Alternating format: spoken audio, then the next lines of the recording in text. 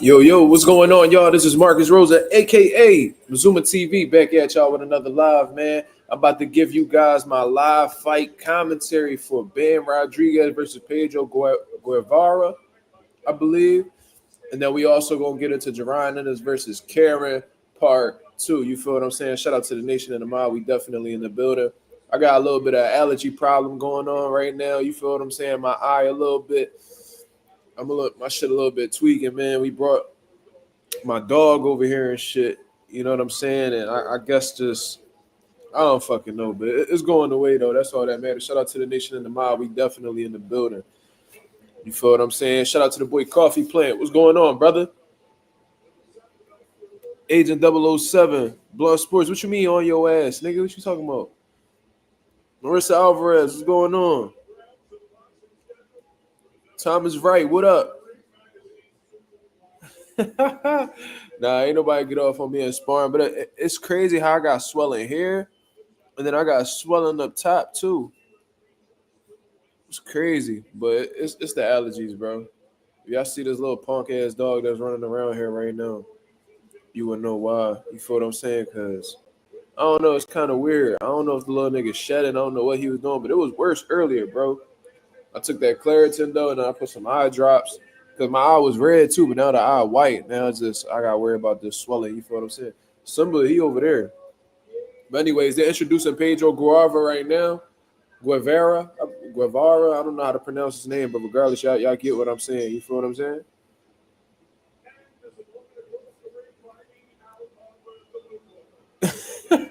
Nigga said I got lined up. That's funny as shit. I knew y'all was gonna say that shit. That's why I addressed it right away. I ain't tripping though, bro. If I got punched in my shit, I wouldn't be on live right now.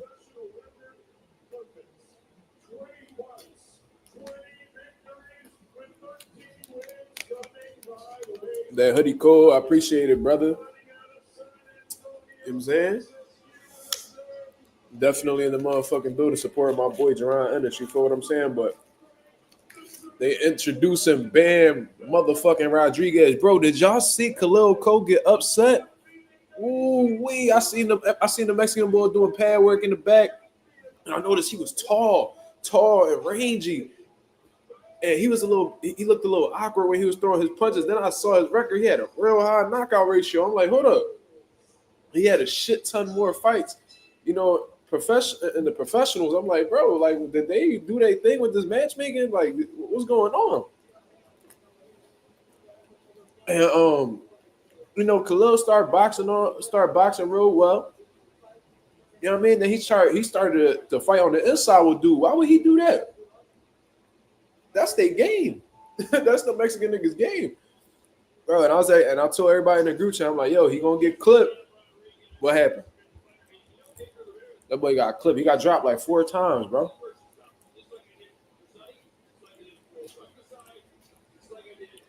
I think that was horrible matchmaking, man. That was horrible matchmaking, in my opinion. But Ben Rodriguez and Pedro, they're about to get it popping right now. The bell's about to ring. Let's go, round 1. Shout out to the boy Ben. He already getting light on the toes. Saying, trying to find his range. I don't know too much about Pedro. You feel what I'm saying? I gotta see his style a little bit. Just based off of what I'm saying, he getting light on the feet as well. And they look about the same size. You feel what I'm saying? So it's not much of a size disparity between neither one of them. But right away, Bam is already looking for the counters. He's seeing Pedro shoot his jab, and he's shooting his jab over the top. You feel what I'm saying? He being real alert. He's shooting his face. He's just trying to get a feel for where Pedro is at right now. You feel what I'm saying? But neither one are really getting their jab off right now. You feel what I'm saying? They definitely warming up within the first minute of the round. Okay, Bam just landed a beautiful right hook to the body. So Bam is asserting his dominance right away, as he should. You know what I'm saying? Being the champion of his division. You feel what I'm saying? Pedro being a former world champion in his own right, but this is Bam's playground. You feel what I'm saying? So Bam is looking to assert himself right away. Bam is already being aggressive, but he's being calculated with his aggression. He's not coming in reckless. He's coming in behind head movement. You feel what I'm saying? Feints. So, he's coming to the table respectfully. You feel what I'm saying? Beautiful body shots. Bam is already placing these body shots. You feel what I'm saying? And that's a great thing to do in the early rounds. You know what I mean? You make those deposits in the early rounds, it could really pay off dividends in the mid to later rounds, if it even gets there, in all honesty. Good jab from Bam. What I like about Bam is that he's not only creative, like offensively with his angles and stuff like that, but he's well versed defensively as well. He has a solid high guard, great head movement, and his feet is a great source of defense as well. You feel what I'm saying? So he got more than one way to defend himself. There's people that's, one-dimensional when it comes to defense. You feel what I'm saying? One person might just have good upper body movement. Another person might just have, a good high guard. Another person might just have real good feet. Bam shows you a little bit of everything. So and this is what makes him dangerous. You know what I'm saying? Okay. That was a good shot. That was a good right hook. Pedro said it was behind the head, though. The ref didn't call it, so I guess it's all fair. Yeah, Bam is looking sharp already. I love how he utilizes his feints. I feel like that's a slept on. And that was the end of round one. So that was a great round for Bam. He landed some good body shots. You feel what I'm saying? Was the aggressor. You feel what I'm saying? Good start. That was a good starting round. He's still trying to get a feel for Pedro and what he got going on. Pedro didn't really look like he had a solution at all. But he's not coming to lay down, obviously. So good first round from Bam. No, I didn't invite nobody over this time, y'all. I didn't invite anybody over. I look like Earl Spence with my shit like this, man. You know what I'm saying? I'm out here looking like Earl Spence after the Bud fight. Shit all swole, man. Bad Jaron.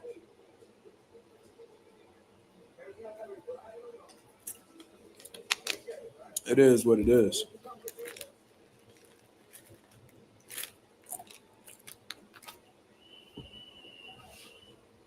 But like I was saying previously,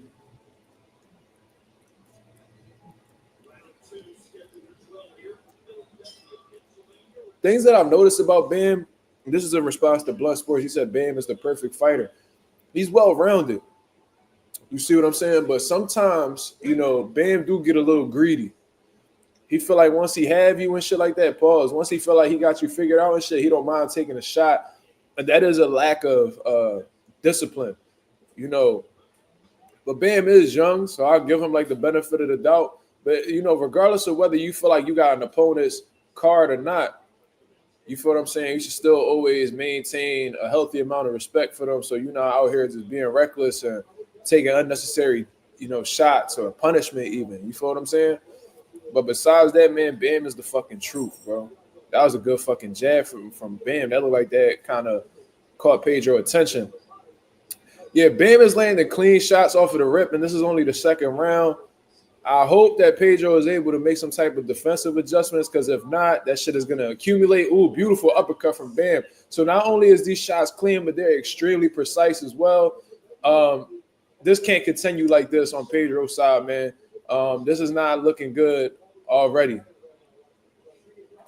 This is not looking good already, but Pedro's body language still seems, optimistic. So I'm not going to, completely degrade him at this point in time, but he's taking some clean shots from Bam, and Bam, he's not like a Julian Jackson type puncher, but if he's able to catch you clean with some shots, you definitely gonna feel him. You feel what I'm saying?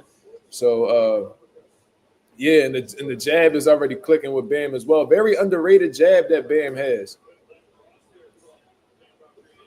Okay, Pedro tried to. I don't understand why he did that. He had a perfect opportunity. He had Bam against the ropes, and he completely backed up and made himself reset instead of, getting some offense off.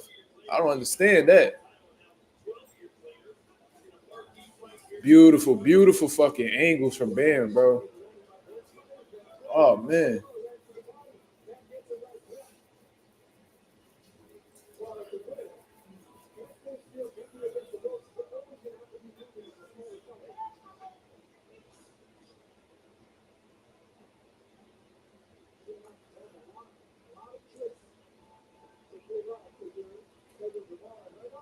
Bam is really well rounded, bro. Even when he's closing the gap, that's what I call it, closing the gap. You know what I'm saying, between him and his opponent. He does it in different ways. It's not like he's predictable. Like I said, he'll come in behind a sharp jab. He'll come in behind a feint. He'll come in behind his head movement.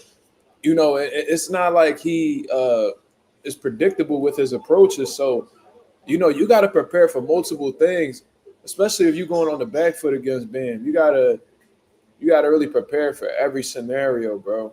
Studying for Bam got to be a motherfucker because he does a lot of things well, and it's almost like overwhelming in the sense what you have to prepare for with Bam. You gotta worry about his jab. You gotta worry about his body punching. You gotta worry about his angles.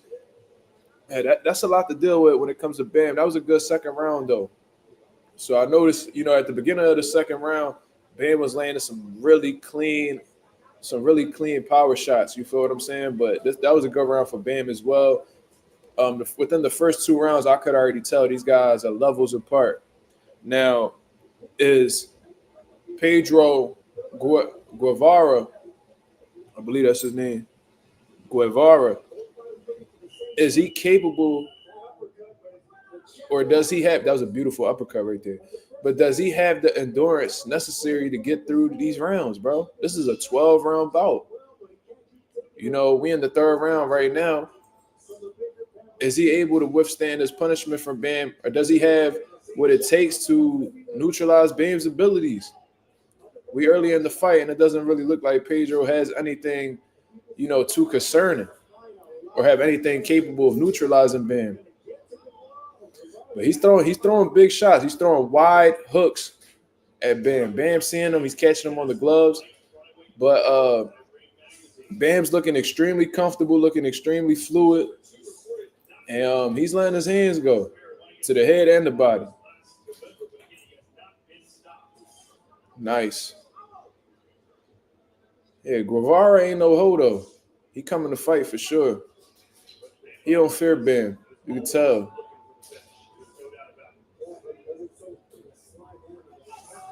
But like I always say, you ain't got to be scared to get your ass whooped. You feel me? You ain't got to be scared to get your ass whooped.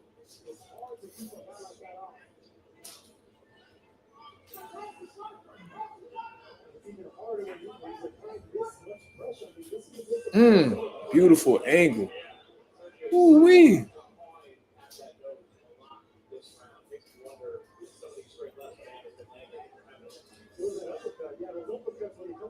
I would like to see Bam just go to the body a little bit more because the dude Pedro look like he pretty sturdy up top in terms of taking a headshot. You feel me? Pause.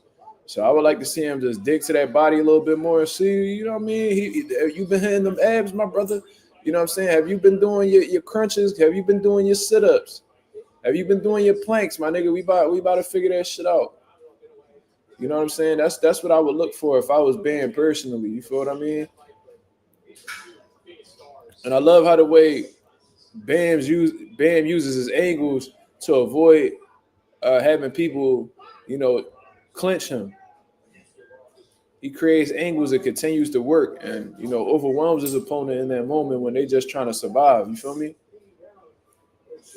Oh, beautiful 1-2 that drops Pedro Guevara. That was a beautiful 1-2.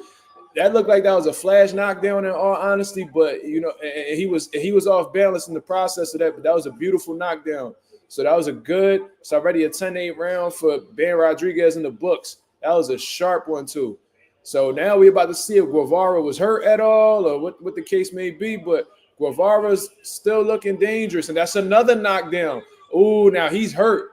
He spits his mouthpiece out. I don't think that this is going to continue. They waved the fight off. Third round knockout for Jesse Bam Rodriguez, and that is exactly why Bam Rodriguez is on Mazuma TV's motherfucking pound for pound list. You see what I'm saying? This is exactly why.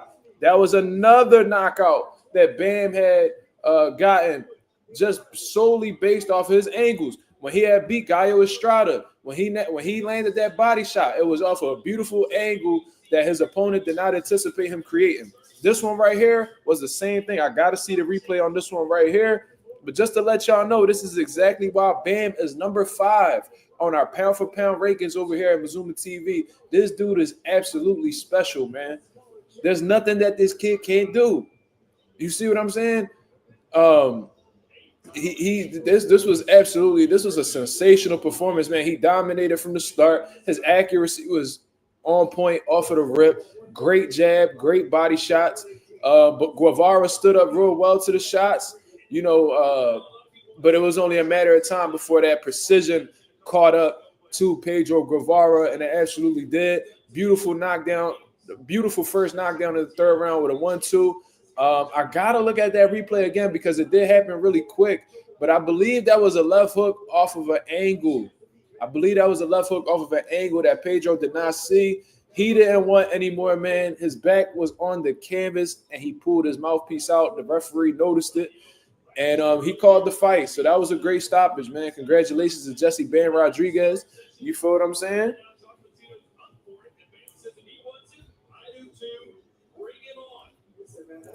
And that's what makes me proud to have this motherfucking autograph right here. Let's go, champ. Robert Garcia pissed. Why?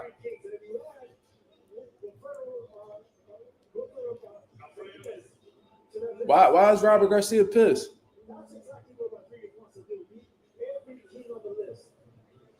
So let's take a look right here. I believe this is the first knockdown. Beautiful 1-2. Beautiful 1-2. But that didn't look like that hurt him. I don't know exactly what Pedro was thinking. Maybe he had a good poker face, but it looked like he was off balance. But regardless, that was a beautiful setup. You know what I mean? Blinded him with the jab. Got just enough leverage on that left hand to create a knockdown. All right. So now they get in an exchange.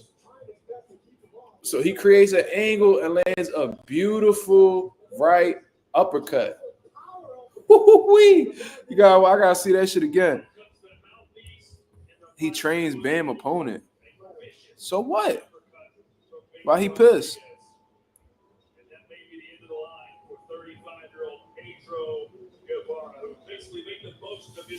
Wait, what happened?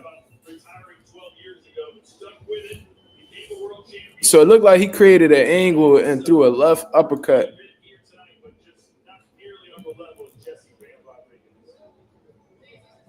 Nah, man. Nah, Jordan. Unfortunately, it wasn't from a sparring session. This is allergies, my brother. You say you got a swollen eye too, man. That come with the game, bro. Even if this was from like a sparring session or whatever the case may be, you know what I'm saying? I haven't even been sparring, so it's impossible for that to be the case. You feel what I'm saying? But what I'm saying is I wouldn't be ashamed of it. These fighters be walking around with black eyes all the time. This come with the game. You feel what I'm saying? So I would never clown a nigga for having any type of spar wounds or fight wounds in general. It's the fight game. You feel me?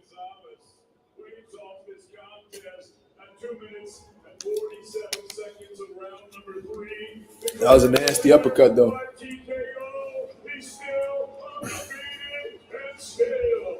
That nigga Pedro took both his wraps off and still got his shirt off. That nigga is distraught.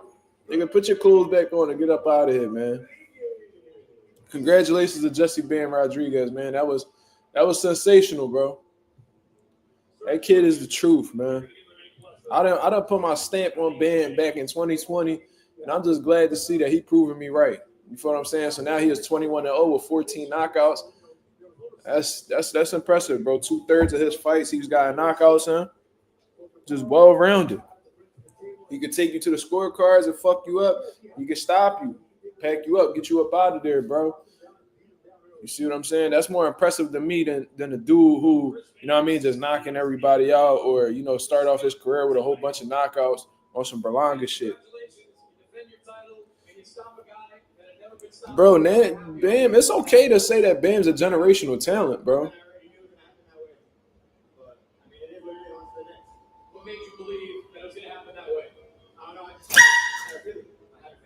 See this dumbass dog.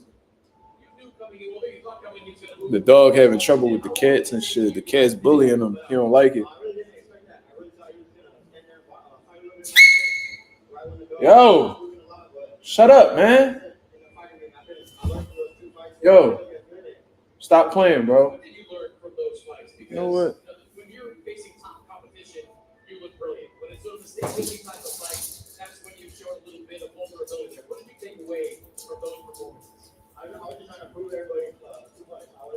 I got a corgi, bro. That was a gift of my girl. She wanted a corgi, so I went and bought her one a while back. The dog was living at her mom crib for a little bit, but now he living back over here. Nah, that's Blackie bullying him, bro. But now he want to go walk over where they at and shit. Nah, I ain't pick no corgi, bro. This is a gift from my girl. She always wanted one, so. You know what I'm saying? I'm a generous guy. What can I say? I'm a generous guy. Gotta take care of the people that take care of you. You feel me?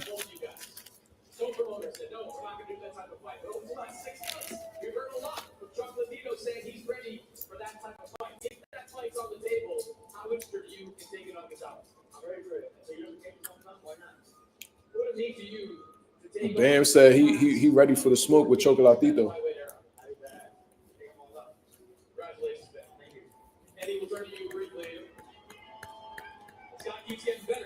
Well, he does sound like a fucking smoke detector when you don't change the batteries in that motherfucker.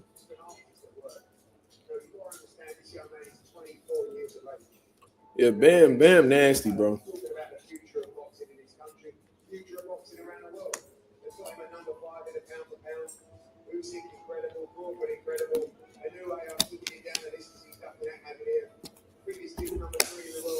Yeah, bro, he only 24 doing what he doing. That's what I said. That's why I said, like, you ain't really exaggerating when you call the man a generational talent. Another thing I wanted to mention, during Raymond Ford's fight, I stopped real quick to go watch Sue Burrell's fight. Yo, bro, Sue Burrell looked like he got rocked with the first punch he got hit with from that Mexican bull, right? He weathered the storm or whatever. And bro, this nigga proceeded to beat the shit out of this Mexican and pack him up in the second round. I'm like, yo, this nigga Sue Burrell a real life gangster, bro. Like, y'all could not like him. You could feel like he's beatable. You could feel like he overrated, bro. One thing nobody can deny. That nigga Sue Burrell a real life gangster, bro. That man has zero fear of his system. Like, he a killer, bro. Well, literally, he is. Ain't trying to be insensitive or nothing like that, but what I'm trying to say is, like, that nigga, like, that shit that these niggas be talking that dog shit and all that, then, you know, when shit get hot, niggas be pussying out. Sue Burrell really about that life, bro.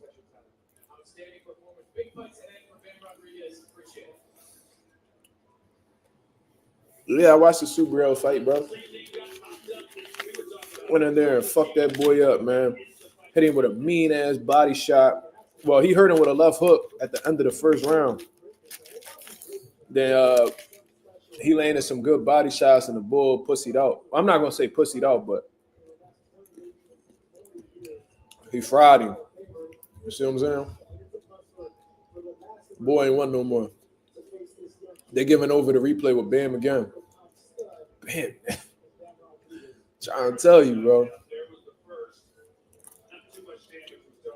Bam really a GOAT, bro.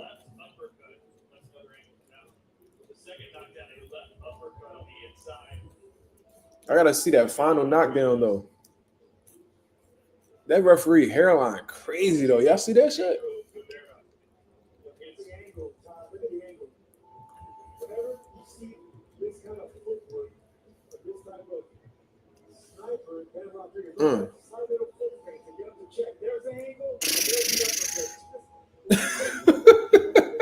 Like, those angles, bro. Like, I'm a boxing trainer, right? Been in the game a long time. Like his creativity is fucking insane, bro. Like I don't even. You would think that he can't find the angle in the situation, and he would.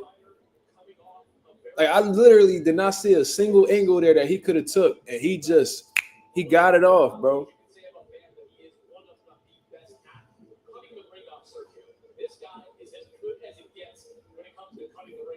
Said the Wells Fargo is packed. I mean, that's what happens, bro. That's what happens, bro. When you that nigga in Philadelphia like Boost is in the boxing scene, bro, you gonna bring the people out, bro. This a fighting city. I tell niggas all the time. Like I was telling Tito Mercado and them, I said, bro, it's a boxing gym on every other block in Philly, bro. It's not like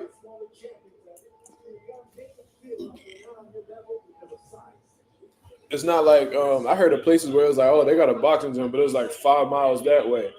Oh, we got a boxing gym, but it's about an hour this way. No, bro. Philly got boxing gyms all over the place.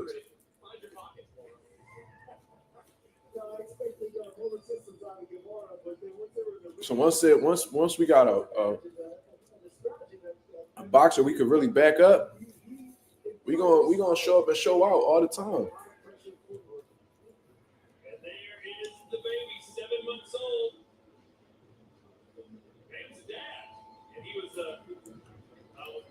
Bam got a baby girl. Oh, man, this girl look mighty fine too.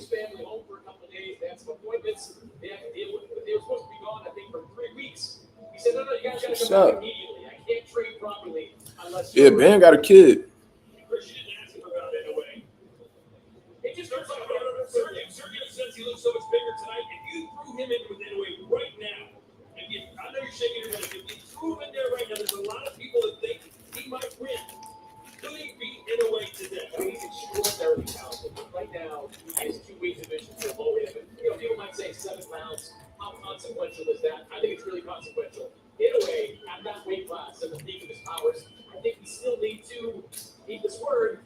I have no idea why he dropped on the phone on the floor for a video. I have no idea. 69 landed punches for Bam Rodriguez over 2.5 rounds. Guevara only landing one high impact shot. It's the pressure rate at 81%. I don't know how you actually tally up pressure, but I never seen these fight stats before. These niggas got a pressure stat and an aggression stat. How the fuck y'all calculate that? Well, let's take another look at our fight card. That's interesting. First fights have ended by knockout. Blunt said, I feel like I could take Bam. Nah, bro, leave that nigga alone, bro. Man, leave Bam alone. Especially in a boxing ring. I said, do I want a baby girl? I'm scared to have a daughter, bro. If that was to be a thing, though, I wouldn't run from it. But having kids in general in this world that we live in, bro, is scary, bro. Like, I turned out well, so I know that I'm capable of raising my child well in this world. But it's like, all this shit that's going on, bro, is scary.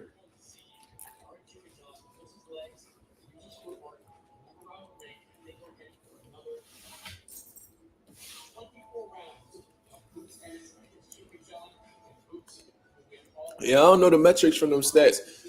That's why I don't be understanding this type shit. I don't know why dudes always try to be different and try to come out with something new, bro. Just keep it how it's always been. You know what I'm saying? Count the motherfucking jabs, count the motherfucking body shots, the pressure punch, the power punches.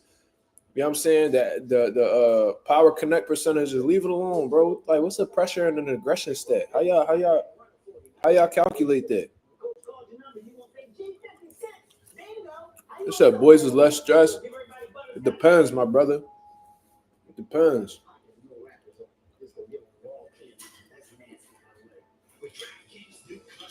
I know I don't play that shit, bro. My son was acting up today, bro. I had to smack his hand. Stop playing with me, bro.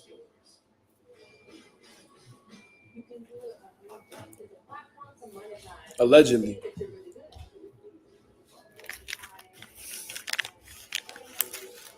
It's more accuracy than power to me for Bam. Bro, on some real shit, accuracy, I feel like that shit more dangerous than power. Cause I know niggas that don't even punch that hard and still get a lot of knockout. Was Shorty just shaking ass? Was Shorty just shaking ass on this DAZN commercial? Did y'all see that?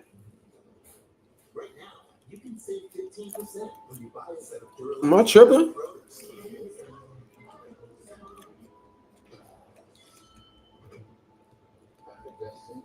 What the fuck?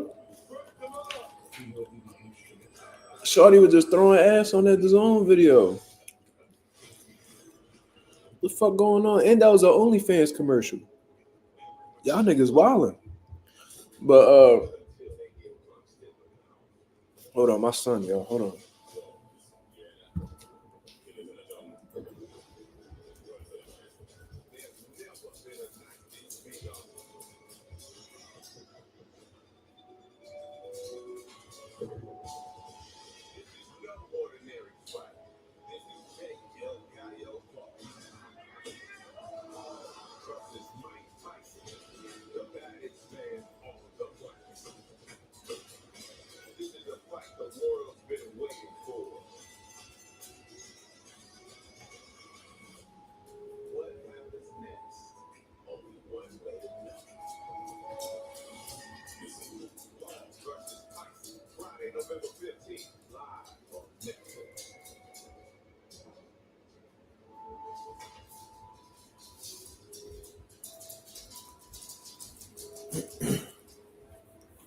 My fault, y'all. I guess I'm hearing shit because that nigga knocked the fuck out. He said, hey, nah, they had Boots in the Hood with 2 pit bulls. Those pit bulls probably his brothers, cause I think they brothers be they be breeding dogs. From what I understand. Bro, I picked up the hoodie from Boots brother crib, bro. Them niggas in the trenches too. I'm from the trenches, so but over there we was like on a little small ducky block, bro. I ain't gonna say what block it was, but nigga, that shit was treacherous for sure, dog. I was like, yeah, I gotta get up out of here, bro. That shit made me feel uncomfortable. You say you from a good area? Ain't nothing wrong with that.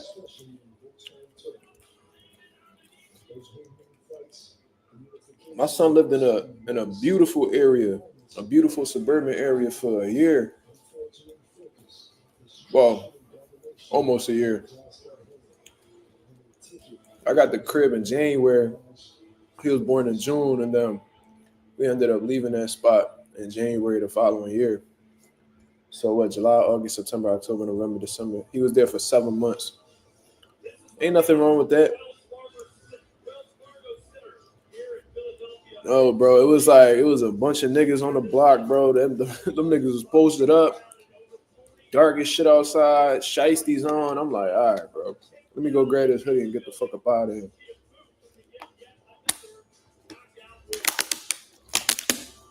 I wasn't lacking either, but nah, bro. The energy over there was kind of crazy. I was like, nah. Like Badlands got crazy energy too, but you know what I mean, I grew up there, so like everybody know me, I know them type shit. But I was unfamiliar over there. I was like, time is up. Come on, bro. I always got it on me, bro. Always.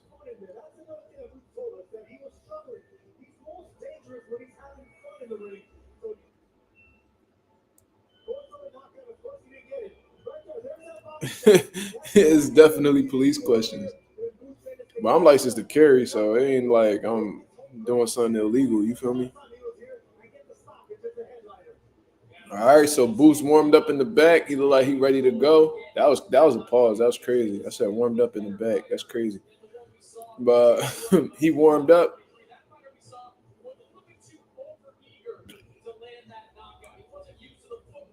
This nigga Boots is brushing his hair with a boxing glove on.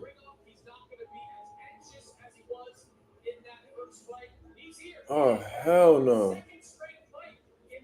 This nigga is gifted. How the fuck you do that? This nigga brushed his hair with a boxing glove on. That's how you know. That's how you know. That boy Boots homophobic like a motherfucker. Oh no, ain't another nigga brushing my hair. Let me brush my hair with this boxing glove on.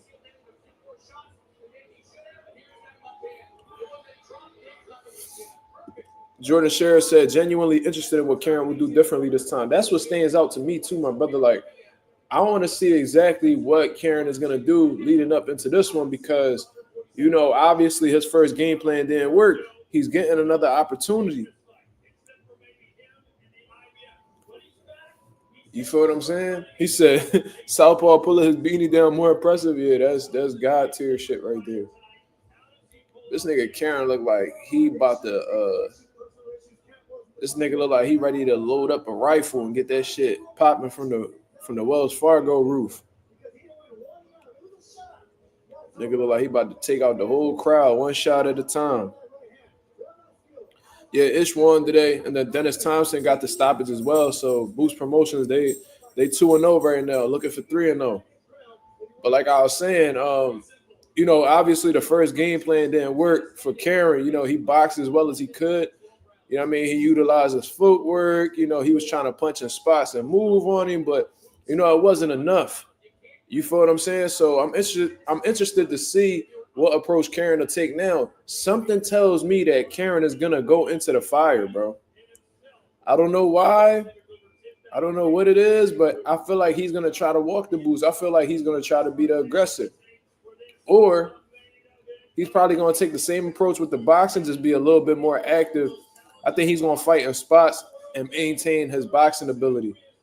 Because in his head, he probably like, look, man, you know, Boots, he don't know how to cut off a ring. Nah, that's not me saying that. That's probably what he's thinking. Yeah, Boots can't cut off the ring. I was moving all on him and shit like that. So now I'm going to give him that same look, but then I'm going to be more aggressive with my offense. So we'll see. Let me use the bathroom before I go. Before these niggas rumble, let me use the bathroom real quick.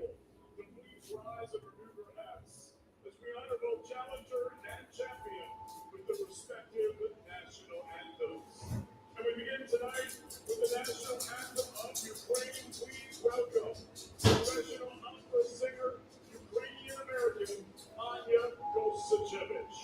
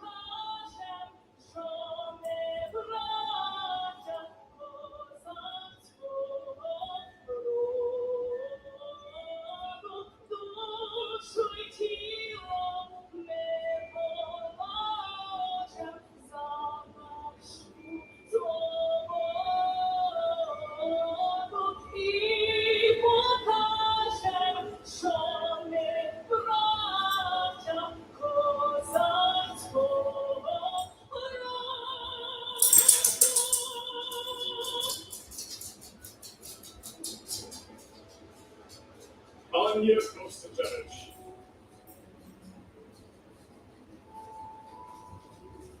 And now, ladies and gentlemen, here to sing our national anthem. Please welcome multi-award-winning national recording artist, Billy Sloan,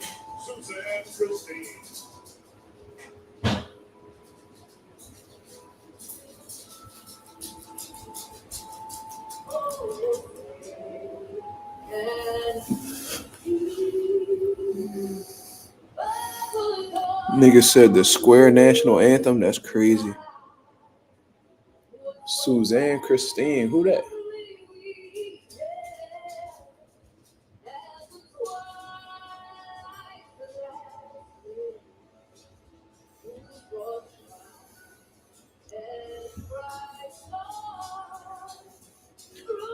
Gohan. What up, Gohan?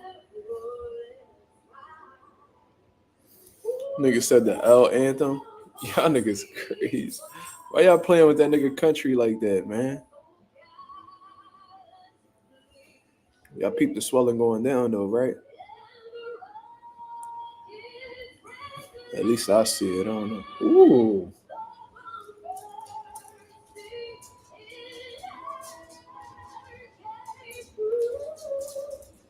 Oh yeah, she nasty.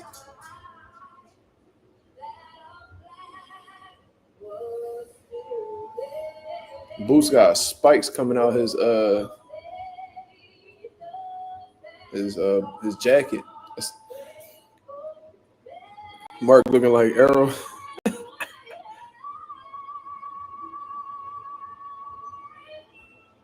Yeah, it is. Shawty could sing. That's what's up.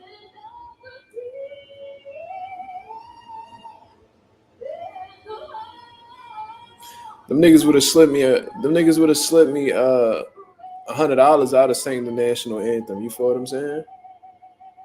Niggas would have slipped me a cool bean. I'd have sung that, John. I would have smoked that shit too. You know what I'm saying? I'd have just wore shades so niggas ain't see the eye. You feel me? You know I'm light skinned. You know, light skinned niggas can sing. Puerto Ricans can sing. You feel me? Stop playing with me.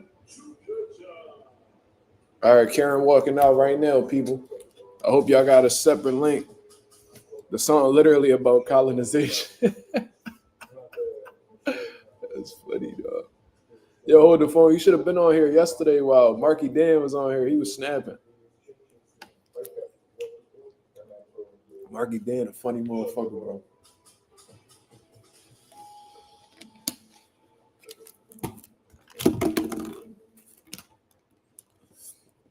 Your stream lagging. What stream are you referring to, brother? We buy all our fights over here, brother. Chukhadzhian making his way to the ring. He is a massive underdog, Chris, but he has a lot of motivation. Yeah, no question about that. Chukhadzhian from the Ukraine and lives in Kiev, which is in the middle of a multi-year war right now with Russia for its sovereignty. I was asking about how life is. That nigga Karen got in the ring fast as fuck. He said, no, it's gotten worse. That nigga won his check. We buy all the fights. We commit no crimes. Absolutely, my brother.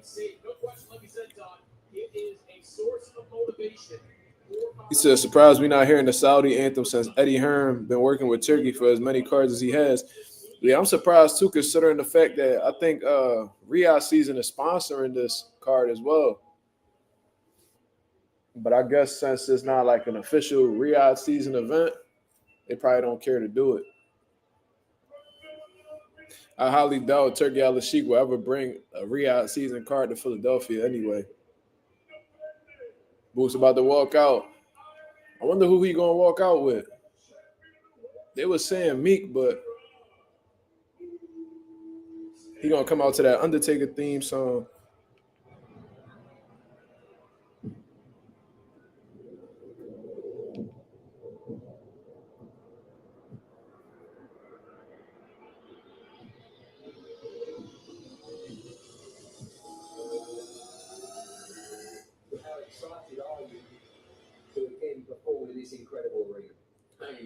What y'all think about these intros that Matchroom be doing before they fighters walk out? Y'all think it's dope?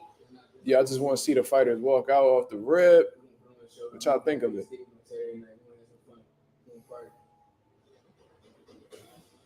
Yeah, they were saying he was gonna walk out with Meek Mill, but I don't know though. I know Meek Mill getting a lot of BS right now, but he a Philly legend, bro. Can't even play with Meek like that. Oh, you walking out with G Herbo? He got to come out to the 5 a.m. in Philly, John. Let's see which John he come out to. Damn, so no Meek. Meek would have went crazy in Philly, bro. 84% of you have Jaron Boots Ennis winning tonight. Surprise, it's not even higher. 16% think the Ukrainian is going to get the job done.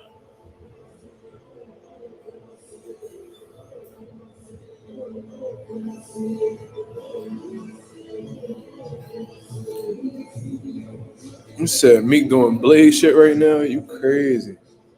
Sergio, what an atmosphere here inside the Wells Fargo Center. It was an atmosphere last summer here. I mean, it's a great city. I love boxing, a lot of history here. And they have one of the best pound-for-pound talents in the world here in this great city of Philadelphia. They're showing out for them, man. This is great company. You talk about Philly being a fight town, we always say it, but as far as gathering the troops and getting some promotional backing and getting fans in the seats, no one's been able to do this. Young Jeezy really got bangers too. That put on for my city shit. That's a classic. Young Jeezy got a few classics, bro. I fuck with him. How I knew somebody was gonna say I look like G Herbo, ugly ass, that whack-a-mole looking ass nigga. Nigga could never look like me, bro. Could never look like me.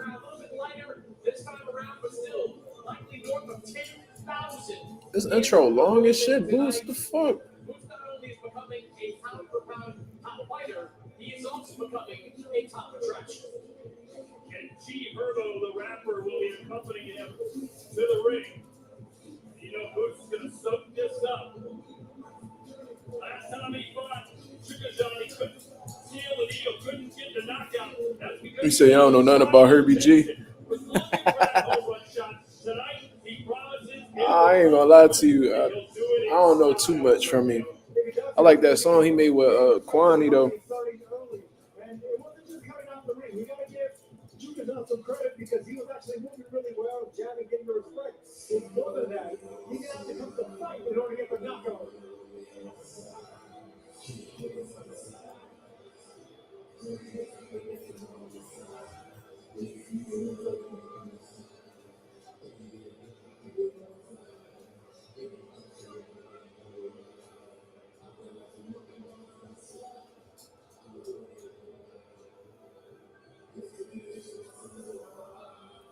Anybody know what this song called?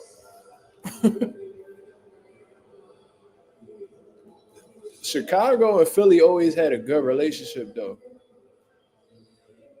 Like them niggas always, I don't know, identify with each other. I don't know, bro.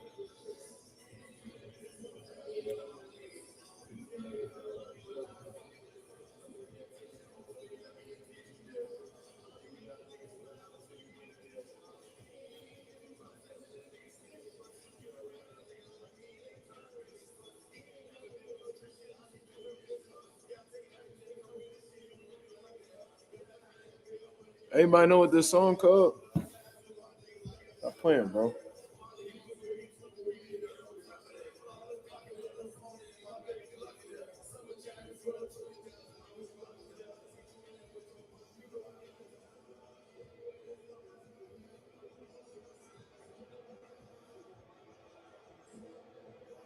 The ring walk is done. It's time to fight the fight. The man. Damn, nobody know what that song called. Where my young niggas at, man?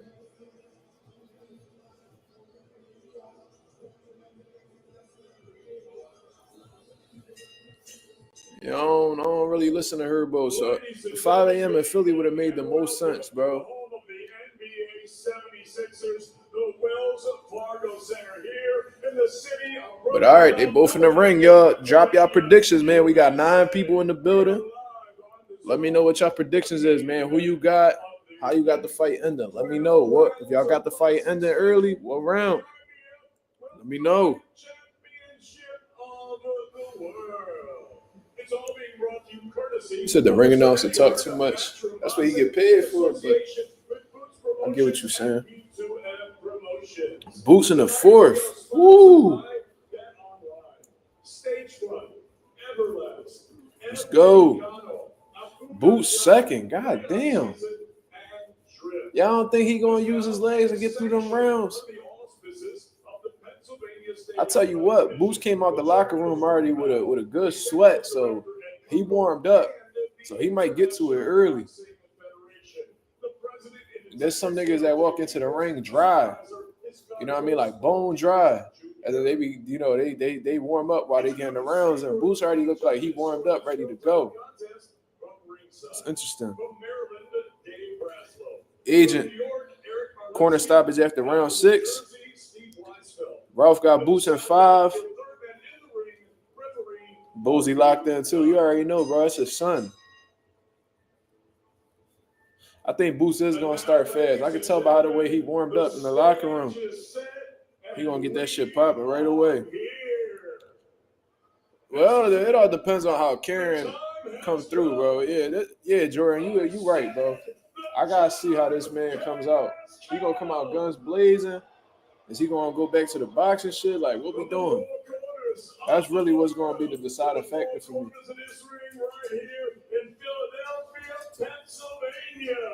The fight starts now. All right. Karen look real nice and relaxed, though.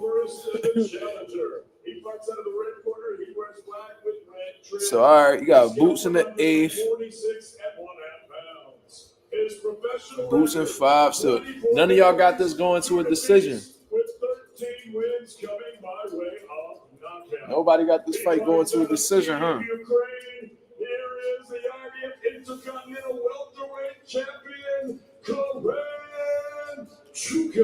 Nobody got Karen winning.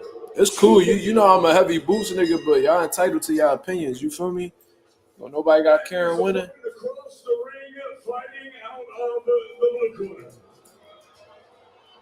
He was white, chocolate, and purple.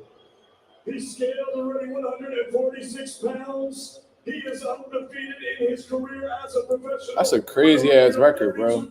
32-0 with 29 knockouts. Sheesh.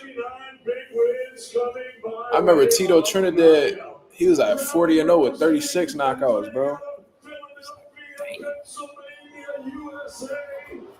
Here is the reigning, defending, undefeated IBF welterweight champion of the world, Jaron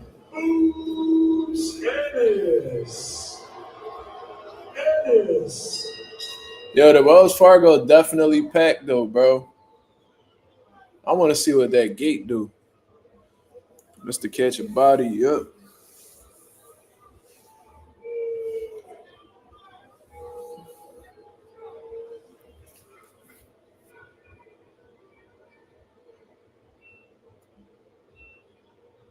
Here we go. Come on out, champ.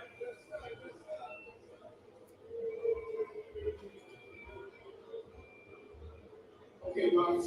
Receive your instructions early. As a reminder, obey my commands. Yo, carry me business, bro. Look at the way he's staring at Boots, bro. He look like he got something to prove, cuz. He look like he got something to prove. Listen, that nigga carrying off his rocker though, like he on a mission. The nigga got a full head of hair and just shaved it bald with the 5 o'clock shadow on his scalp. The nigga is on all nut shit. We about to see what type of time carrying on, bro. I'm telling you. We about to see exactly what type of time he on.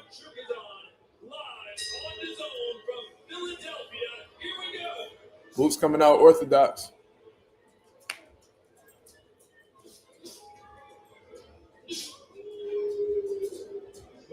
Okay, Karen walking the Boots.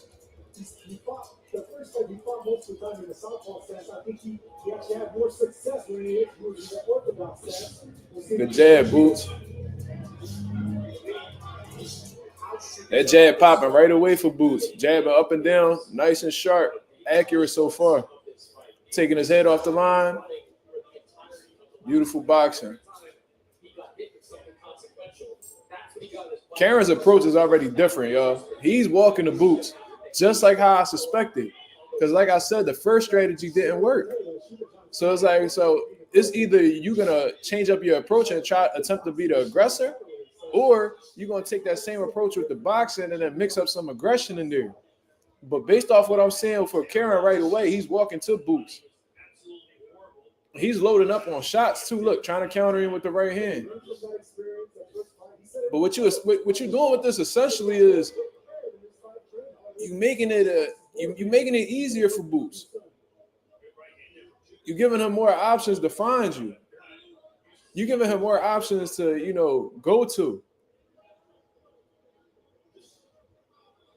Well, I'm not gonna say that. You're giving him more opportunities to hurt you in comparison to using your legs, but yeah, he got Boots on the back foot, but Boots don't give a fuck. He don't mind. He not uncomfortable on the back foot. Ooh, good body shot from Boots. That was a good one. That was a good left hand to the body.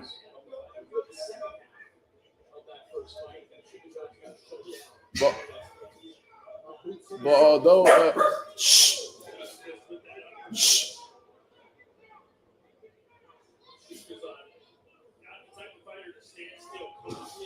ooh,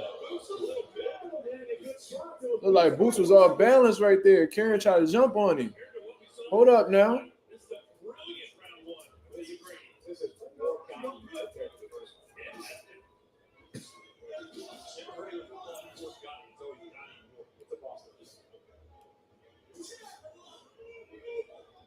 Ooh.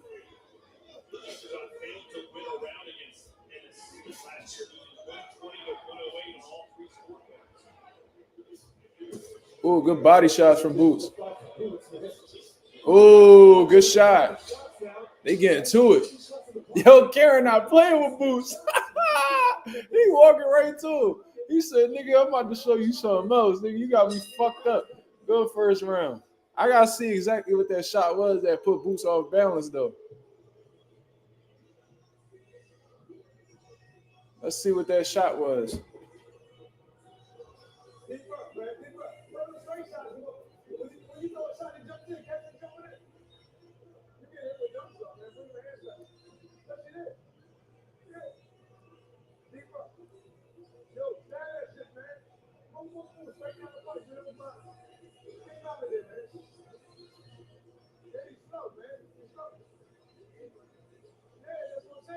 He said he headbutt me.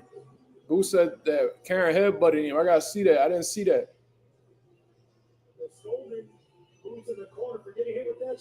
Nah, that was a left hook, and that hit him right on the ear. I didn't see the headbutt, y'all. Did y'all see that? I didn't see that.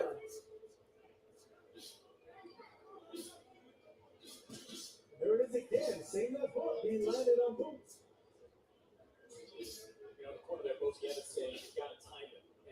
Boots coming out a little bit more aggressive, listening to his father.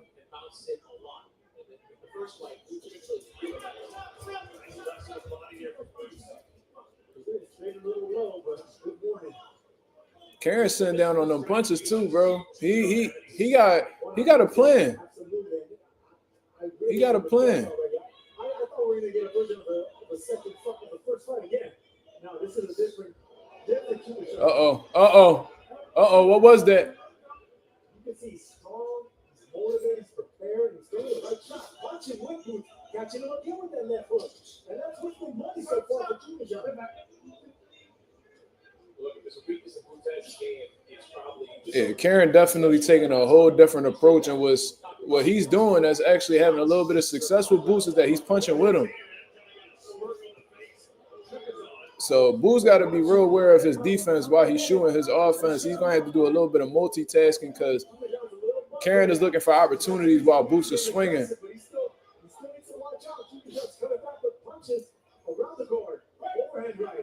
He's looping shots trying to get around Boots' guard because he knows that Boots brings his hands back pretty well. So he's trying to come around the guard from what I see. Yeah, he's coming in with hooks. Boots has his pay. He has his. He has to notice that and make the adjustments.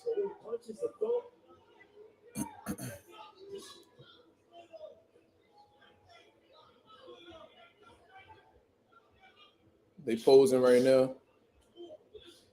But I do think as this fight goes on, Boots is going to end up hurting him because Karen is really being a sitting duck right there. He's not even really pulling back while Boots is shooting shots. So if Boots gets a little bit creative with his combinations, he could catch Karen with a shot he don't see.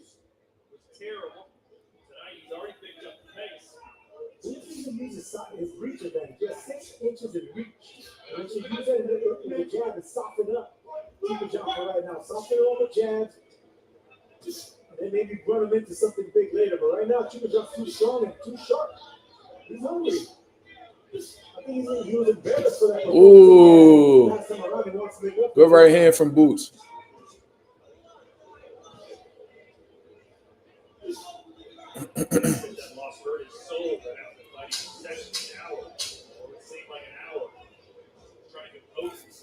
Composed and making up for his first 2 rounds.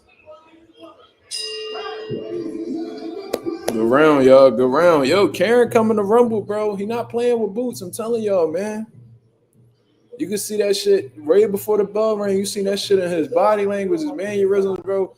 He been wanting kickback since he first lost to Boots, bro.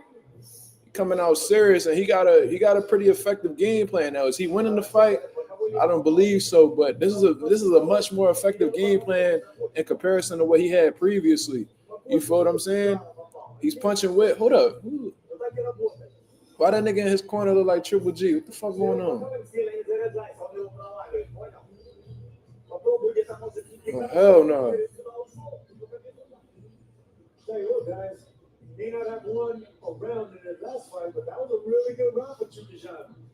Yeah, he had a back foot, landed a clean jab, rocked his head back right there. Do some good punches, good combinations, just barely. Yeah, Karen not playing with him, bro. They stayed in there. I'm not going nowhere. I came to fight this time around. Yeah, he definitely came to fight. Sergio ain't lying. That's what's been landed for Chukhadzhian as well.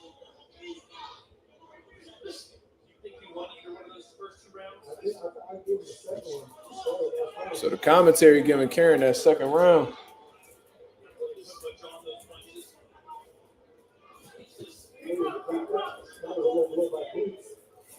That was a little low. You gotta pick that up.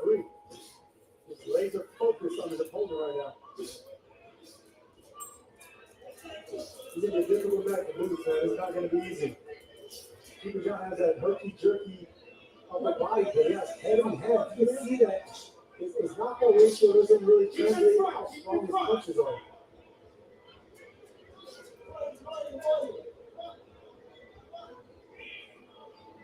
There's another matchup by Chukhadzhian.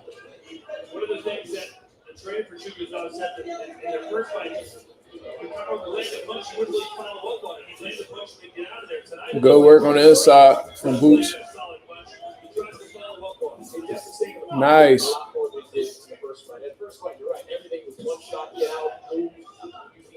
Karen trying to use them angles too.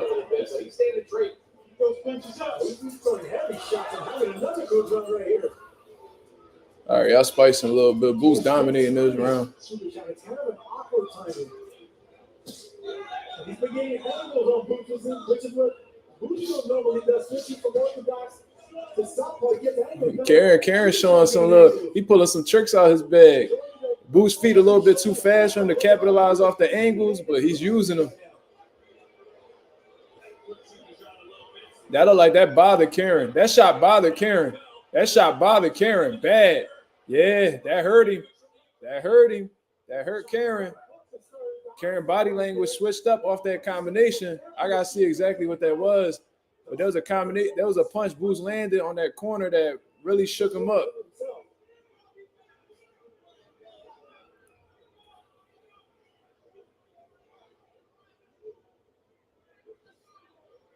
Okay. Ooh. Yeah. That slip counter from Boots was nasty. Boots got to pick that lead hand up, man, because that left hook and them straight shots from that lead hand from Karen is landing on Boots.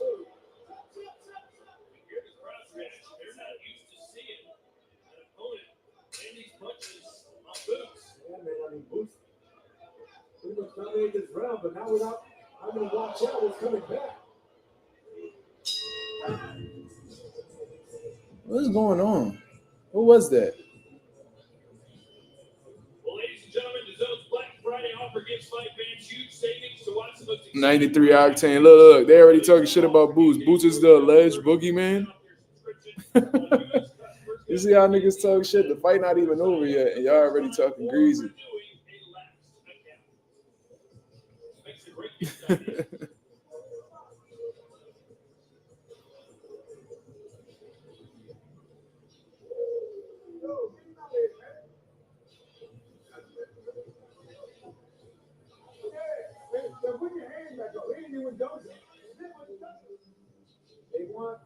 So Bozy just said the same shit I said. You gotta bring that hand. You gotta bring them hands back. Yeah, I think it was that right hook that really bothered Karen. So Karen got stunned momentarily in that round. There's something bothering Boots. Like he keep like scrunching his face up and shit like that. I wonder what happened.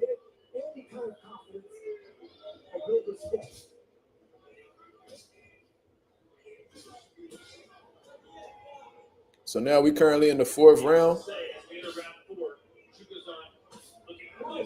Ooh.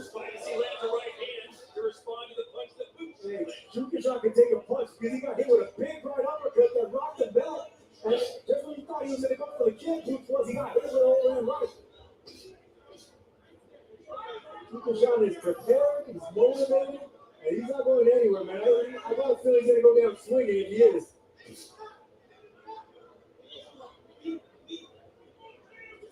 Trying to push the pace now as Boots is back against the ropes. Good jab. Oh, wait, I did.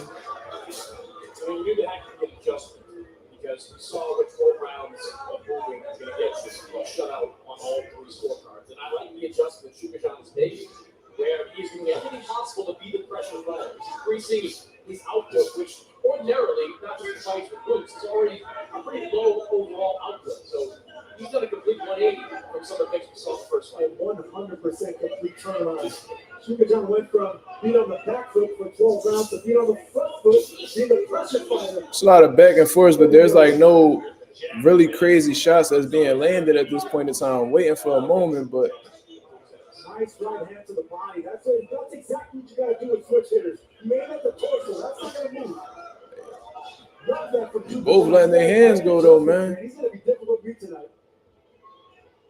Boots is in for a long night, man. I can see it already. Boots said he just needs to go out there and have fun. Said he didn't have fun in the first fight. Ooh, good right hand. I'm not sure he's having that much fun either. And now we have to figure out. All right, so it looks like Karen is like he's using his legs now. Anytime Boots try to get anything going, Chukhadzhian comes back with sneaky right hands like that. Those are strong shots. A strong fighter. Yeah, I think that's going to be the money for Boots right there. Just settle with that jab. Control this strong Ukrainian fighter on the outside with the jab. Let him run into shots. Boots just hit Karen on the hips. That was a little dirty move right there.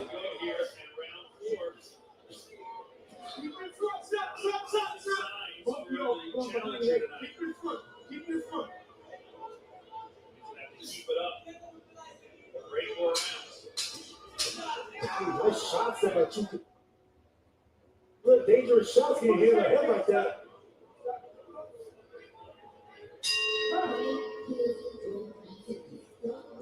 Boots looking frustrated, bro. Latino night 1 week away will be live in Riyadh, Saudi Arabia. Boots looking frustrated. Zerto Ramirez and CBS Chris Phillips Smith as they unify the cruiserweight championship. Man, I think Karen got at least 2 rounds, bro. Looks like Karen got at least 2 rounds. Gotta go with Usyk on that one, man. I just think he's just gonna be hard to beat, man. It's the size crazy. of Fury versus the footwork and the angles. No southpaw sniper, I'm going with the southpaw sniper. And Chris, you asked you about what he thought about Fury versus a zero. Usyk, yeah. Usyk being, I'm so sure you've been used to it. yeah. I mean, watching that fight. I mean, there's still a lot of time left, y'all. We can't just be jumping to conclusions right away. We gotta let this fight pan out. We in the 5th round right now. They should be proud right now so far because the man's doing just fine right now, Chukhadzhian. This is a 2-2-3-1 type fight. And the crowd has gotten very quiet. Good shots there. Those are sharp, strong punches being landed by Chukhadzhian.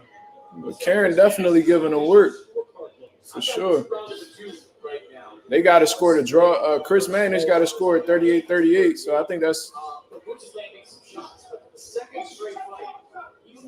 I think that's pretty fair. Defense has been pretty shaky early on in this fight, while Chukhadzhian has done things a lot differently. Landing combinations, applying pressure, competitive fight for 4 rounds.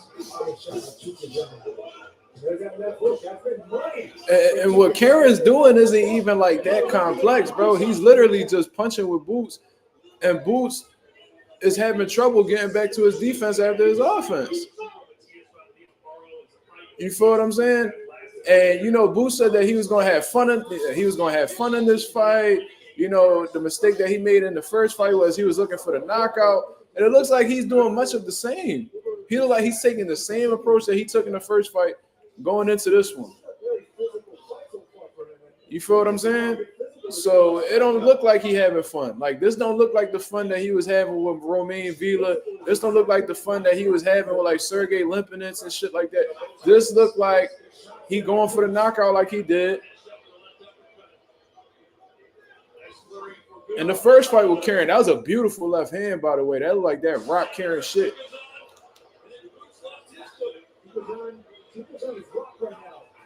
Ooh, Karen hurt. Karen hurt. Karen hurt. Ooh-wee. Karen hurt. That was a beautiful uppercut. He takes a knee. Let's go, champ. Let's go, champ. Let's go, champ. Oh, Karen beats the count. So that's the first knockdown right there for Jaron Ennis. That was a beautiful shot. But Boots has to stay relaxed. He has to stay relaxed because Karen's throwing punches in between. Maintain that defense, brother. Maintain that defense, brother.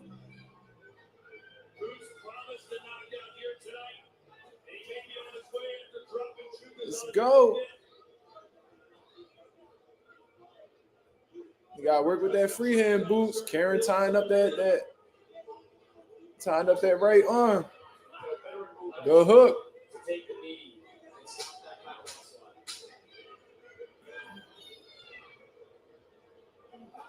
But Karen looked like he still got his bearings about himself. So,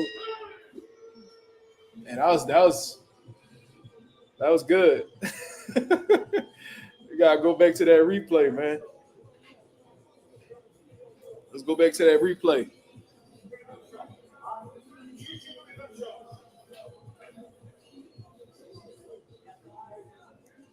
Jordan said, this is definitely the best opponent Boots has faced. Doesn't get the credit he deserves for his skills. I think after this fight right here, I think he's going to get the respect that, you know, he deserves, regardless of how the way this shit go.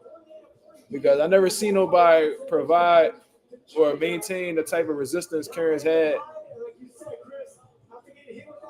You know, and all the fights Boots been in, I never seen this much resistance till now. That was the uppercut. It was the uppercut that really rocked Karen. Karen was shelled up. He was anticipating all the straight shots. He didn't see the uppercut coming. That was a beautiful shot. That's what I'm saying. His offensive creativity, that's what's gonna hurt Karen. You know what I'm saying? Ooh, that like that bothered Karen too. That shot looked like that bothered Karen too. Some guys, Sergio, when they hit with shots like that, they smile their way, and that did hurt. Chukhadzhian did the exact opposite. He basically acknowledged, like, that was a big shot. That would have put me down, yep. Oh, there was another bad intention right uppercut throw by Ennis. is the boots that everyone in boxing has their eye on, man. He just doesn't let you hide. Everything comes in slow motion for him. He picks you apart with power, precision, with accuracy, and he's aggressive. That's the thing. He's aggressive. He's coming at you, so it's not like he's not hard to hit. You know, he's there to be hit, but he can also take a shot and keep going. It's an old school tough Philly fighter, man, with so many tricks up the sleeve.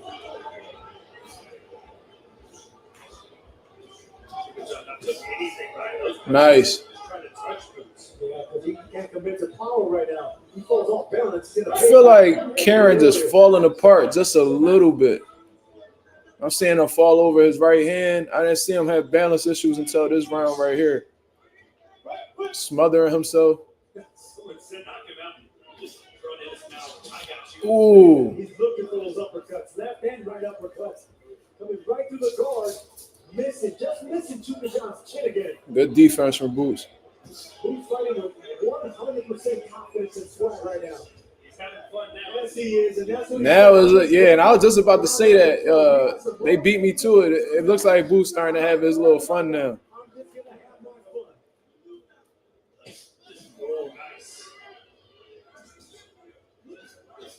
fun. Ooh, good body shots.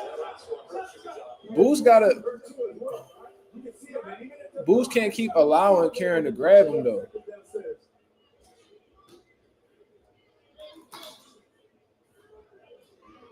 Come on, work.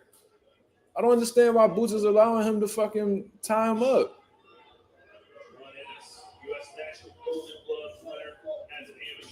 Ooh. The last time Ennis was beaten was at the 2016 Olympic trials, but here Russell has cost Ennis.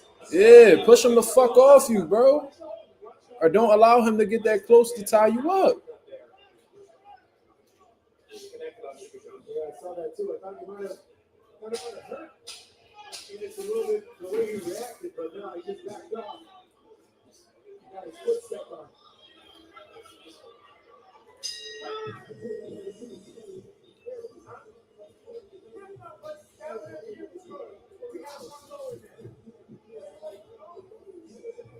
So that was definitely Boots' round. So Boots is definitely up. You know, went from 4-4 to a 10-8 round.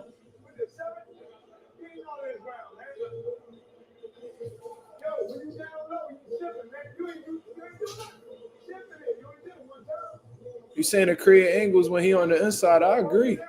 That's great advice from Boozy. Sit down when he ain't close and start creating angles on the inside. I think that's great advice. And at the same time, when Karen is trying to initiate some type of clinch, you either got to create an angle to not allow him to clinch you up, or you know what I'm saying, you're gonna have to get that man up off you some way, somehow, whether you get physical, you know what I'm saying, whether you create angles. Kind of interesting that the corner of Boots Ennis, they're kind of frustrated that they're not taking out. Bozy definitely frustrated though, because Bozy been calling for Boots to get him up out of the ring since like round 3. Instead of watch what's coming back, Chukhadzhian was strong fire, punching in between the shots and getting some mixing in between. I just think right now he should concentrate on breaking down and not beating down Chukhadzhian. Boots need to stop talking to his corner and fucking fight, bro. There's that spin-off move that Chukhadzhian does so well. I guess that's just that Philly mentality, man. See, you allowing him to clinch you. Why are you complaining that he clinching you? You got to stop that man from doing that. That's a tough thing to do. Speaking of, let's go to the Niggas not going to sit there and allow you to punch them. Mosey, little different than the first fight. What do you see out there?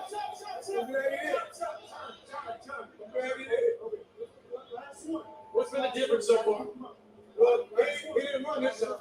You're right. He tried to fight. Look at that. You've been saying the last few rounds, get him out of there. Get him out of there. Do you feel like he's ready to go? Hey, he can get him out there. What's he have to do to get him out of there? What I just told him to do, walk him down. Come on. I suppose it.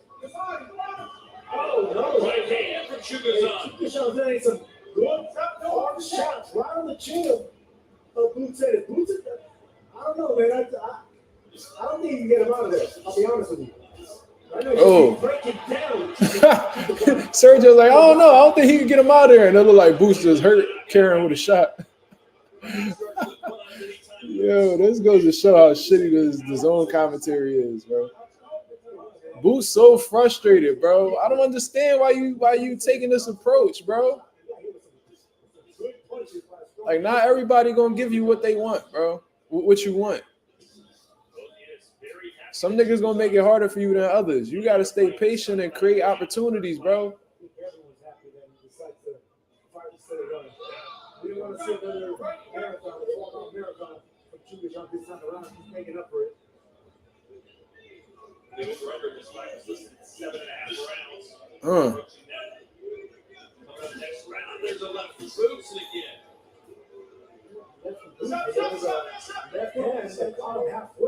Look at Boo's body language whenever the referee gotta get involved. He's so frustrated. Oh, good shot. There's a determined look on his face. A big left hand right there. Yeah, an overhand left from Chukhadzhian. One of the best punches he's landed in this fight.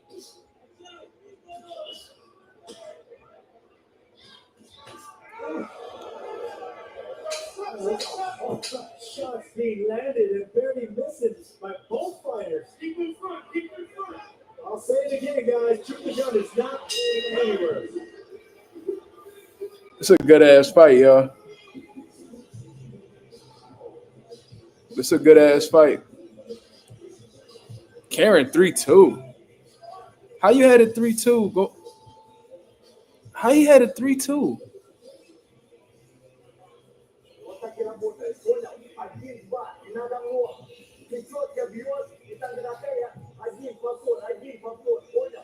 Yeah, this is definitely a good fight, y'all.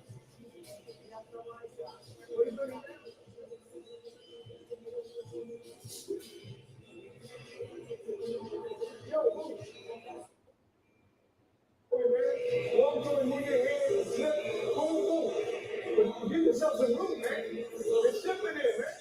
Second round. They want him to walk him down. Boots is walking him down. But look at that right hook right there. He rolled with that shot. But that's because we have the luxury of slow motion right there. That looked like a big punch that landed, and judges don't have that slow motion.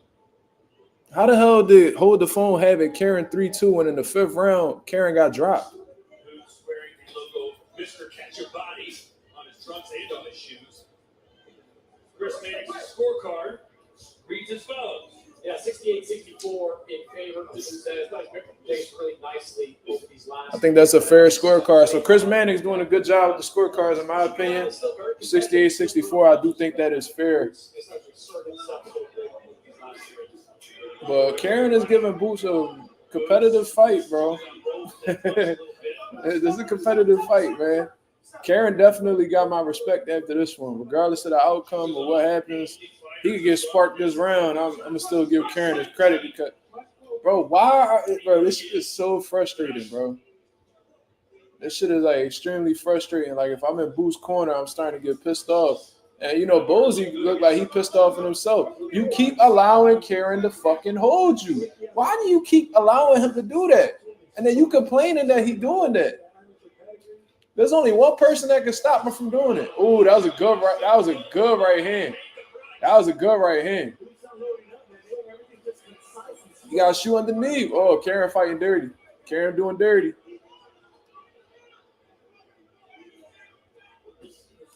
Right now to be loaded up because by loading up, that actually gets Chukhadzhian an avenue to actually have something big and something punch in between shots. Just keep touching him. Keep breaking down Chukhadzhian in your boots. We asked Chukhadzhian about the power boots. He said, oh, that was a good shot. That was a good shot from Karen. That was a good ass left hook. I'm gonna tell y'all this though. If they negotiating Boots versus Virgil, he better not take a fucking left hook from Virgil, bro. I'm telling you. He better not.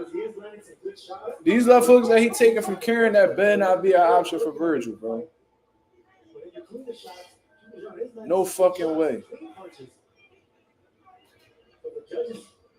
Cause there was a few left hooks Boots done got hit clean with.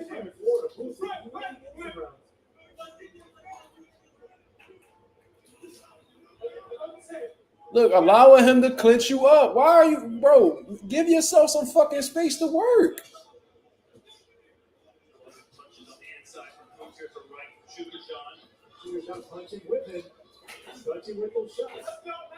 Good work inside. That's what you need to be doing.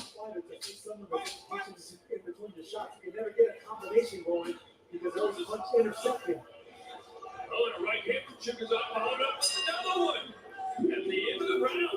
Now the problem, guys, I'm telling you.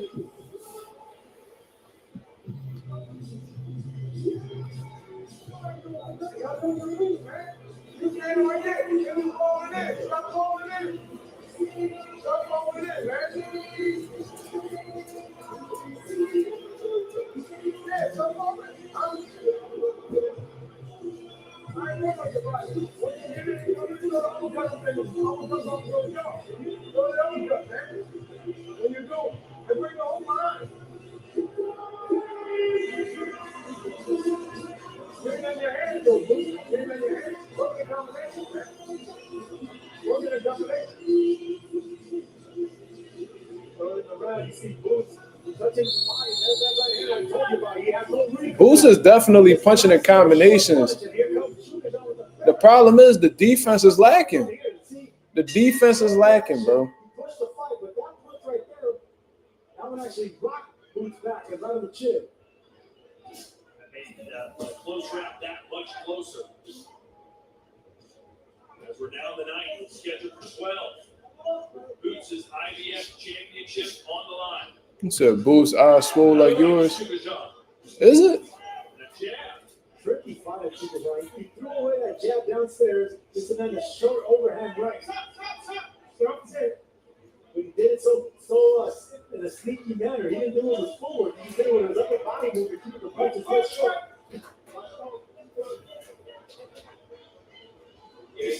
I'm surprised Karen hasn't gotten a warning for his holding, though, bro. I'm surprised he hasn't gotten a warning for his holding, though. I ain't gonna lie to you, bro. Look, he's holding every time. Every time. There you go. That's a warning. I was just about to say, bro, how many more times can this dude hold without getting a warning? Determined, strong fighter that came to win tonight. Keep those punches up. Don't pull him down. Don't pull him down. Let's go. I think Boots right in first right there. I thought that was a body shot. After Boots, I know you're looking for that big power shot, like change shot. That jab is really effective for the course of this fight. Just keep sticking it in the face of Chukhadzhian. It's a little lead to something else. Yeah, or else you're going to run into something. You're trying to go for a knockout, which is what he's saying he wasn't going to do.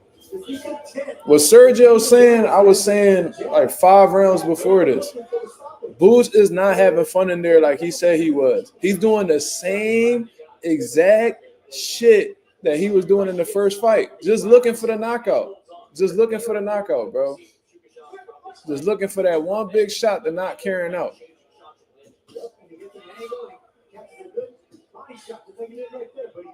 And he's frustrating himself. Boots is in his own way right now. You feel what I'm saying? Like Karen, he doing a great job. You feel what I'm saying? He got an effective game plan and he's making it competitive in spots. But there's a lot of things that Boots could do to neutralize that. And I've seen him do it before. So it's not like a far-fetched concept or asking him to do something that, you know, he hasn't done before. You feel what I'm saying? It's just he's like, I don't know. He's just accustomed to having things, you know, a certain way. And when he gets a little bit of resistance or when people not, you know, respecting him in there, he literally in there like pouting.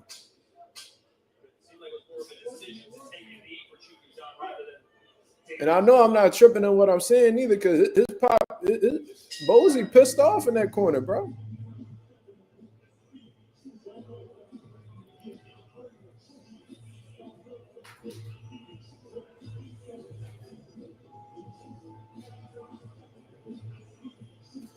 Boots got no clinch game.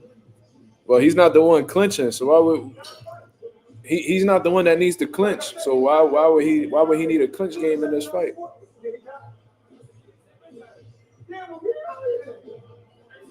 Yeah, but you're not breaking him enough, man. You know the shot to you right there.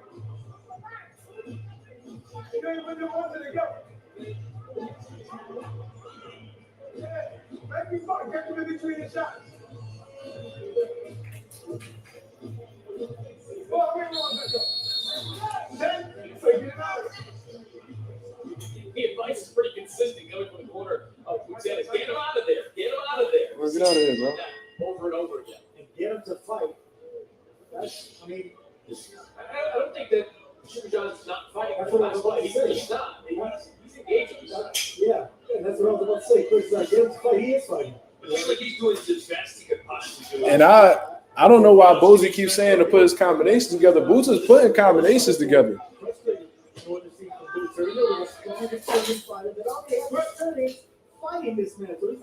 One of the main issues, in my opinion, is Boots allowing him to clinch him,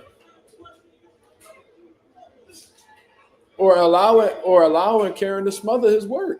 I can't believe this is the exact same fight we saw in the first fight.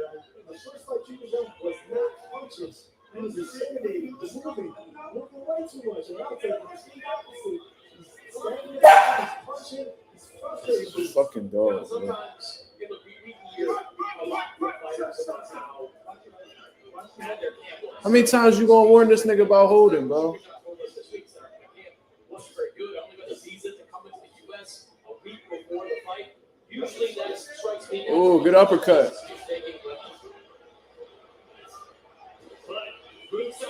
Oh, I think Karen got wobbled. I think Karen got wobbled, y'all. Keep Chukhadzhian at distance so he can't hold. Oh, Got him now, though. He rocked Chukhadzhian with some right hooks right there. Right uppercuts and right hooks. Brown booing the fact that Chukhadzhian is holding. The first time we see bro, get the fuck out of range so he can't grab you. What the fuck you don't understand? Yeah, that's what needed to happen. But at the same time, Boots has to do what he has to do to not let that happen. The fuck? That's certainly going to make them even wider as he lands a left. Chukhadzhian.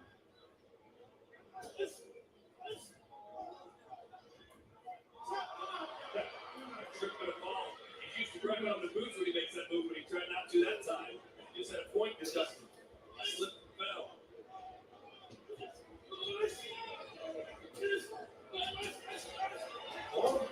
Oh shit. Oh shit. Oh shit, it's a motherfucking gangster party. Oh shit. It's a motherfucking gangster party. Now that Karen can't hold, this shit about to get gonna get a little crucial in here. Karen isn't holding him now, so let's see. Oh.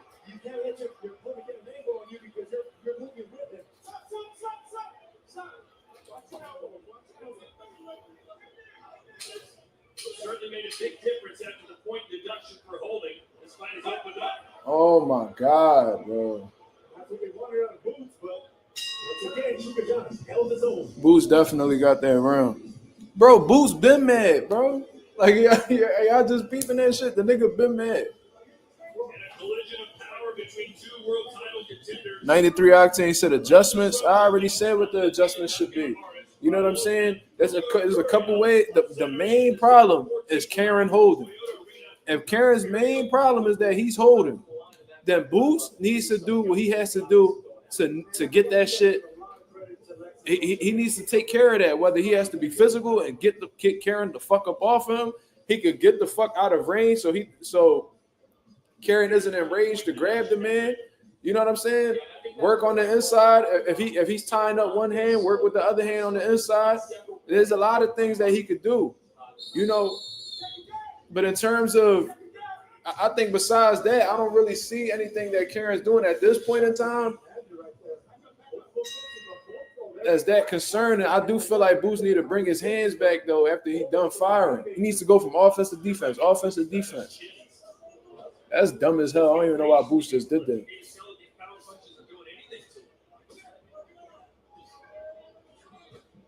Let's look at Chris Mannix's scorecard now here in the 11th. Yeah, certain frustration from the corner of Gonzalez, who right now in total control. That last round, a 10-8 round with the point taken away. So 97-91 was Gonzalez as we have. Oh, this motherfucker Karen is he a tough motherfucker, bro. He a tough motherfucker. That's a great point, Gohan. When he said Baldy, when Karen can't grab, he gets lit up.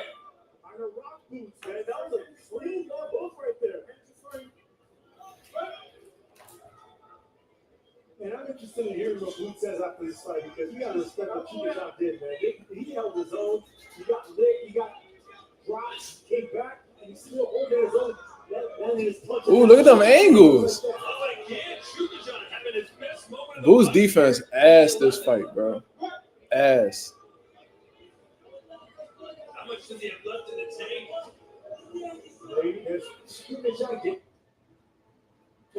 Just a stubborn, strong, determined fighter, man. Everything he said he was going to do. See, but Boots is smothering his work too. He's in this fight. You got to respect the Boots. Yeah, that's among the many that even disagrees with Chukhadzhian getting this fight. Getting another opportunity at a world title just a year and a half after blowing his last one. But you know how much easier this fight could have been if he stood behind a nice, sharp jab, bro, and just fight him on the outside type shit.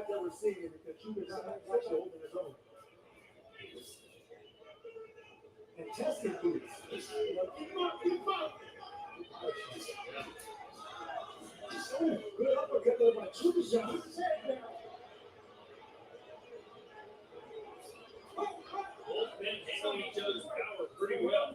I'm surprised no headbutt so far. It's been a pretty intense fight on the inside.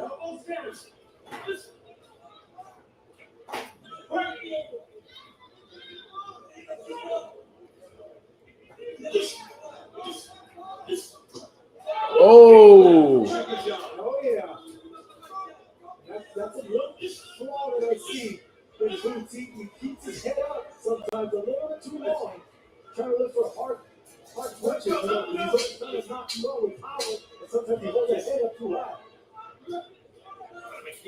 This is a head up there in the same place.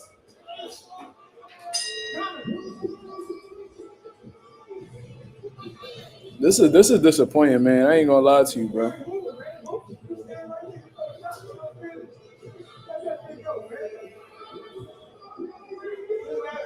This is disappointing, bro.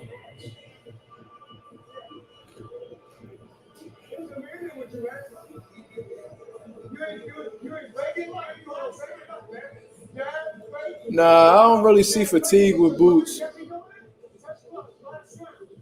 Right hands like that is why he can't get this man out of here. He's respecting the power. He's respecting the punches of Chukhadzhian. Look, I just think I don't like the instructions they're giving him in the corner. The more you encourage a fighter that's in the fight to go for the knockout, the more he's to getting knocked out and knocked down himself. I just think he should be content with the decision and not box this tough guy in front of me because Chukhadzhian's not going anywhere tonight.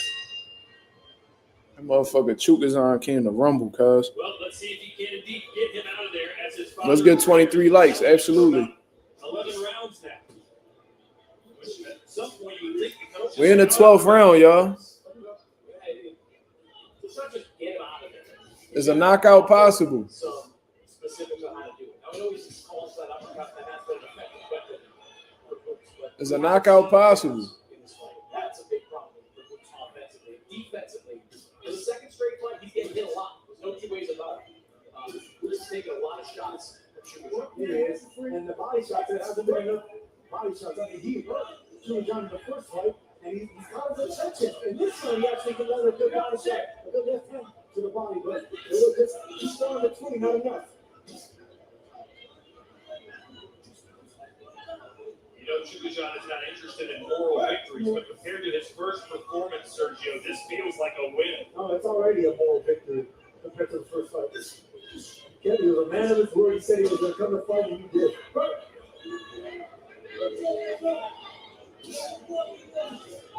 This one was to catch a body, to be content with catching a decision, man, because Chukhadzhian he's in this fight, man. He's strong and he's going nowhere. Sit down on Pussy, trying to do something special here with a minute and a half to go. You right? You right? Let's go.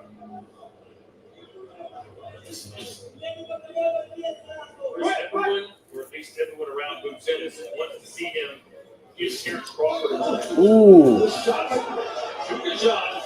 Yo, Boots is getting hit so fucking clean, bro. This is the sloppiest I've ever seen Boots, bro. I ain't even gonna lie to you. After this performance, Chris, do you still want to see that fight? This is the, you know, for an average motherfucker, this might be an alright performance or whatever the case may be, bro. This is the worst performance I've ever seen from Boots, bro. You feel what I'm saying? This is the worst performance I've ever seen from Boots. I ain't gonna lie to you, bro. Like, yeah, he won clearly. There's still 30 seconds left, whatever the case may be. I mean, it ain't over till it's over, but this is the worst I've ever seen Boots, yo. It's just he's too confident. He has to look. His hands in the same place. He's still getting hit with a losing shot like Chukhadzhian. Every time you're an offensive fighter, you think of offense first, right? But you don't think about where your head's at. You don't think about punching and kicking. And it's constant in this round, man. Chukhadzhian having a lot of punches on the chin. And rights and lefts from Chukhadzhian, who closes strong, but it seems like it's just not going to be enough to topple Boots Ennis in his hometown. What y'all think, yo? And the point deduction make that pretty clear. Not to mention Ennis 93, don't do that. the majority of the round. Connor, Ben, and Boots on the same level. You see what he like? Y'all niggas, bro. This is exactly why boxers don't be fucking with these fans, bro. This was a terrible performance for Boots. For Boots' standards. Hometown advantage for the win. Bro, he won clearly. What are you talking about?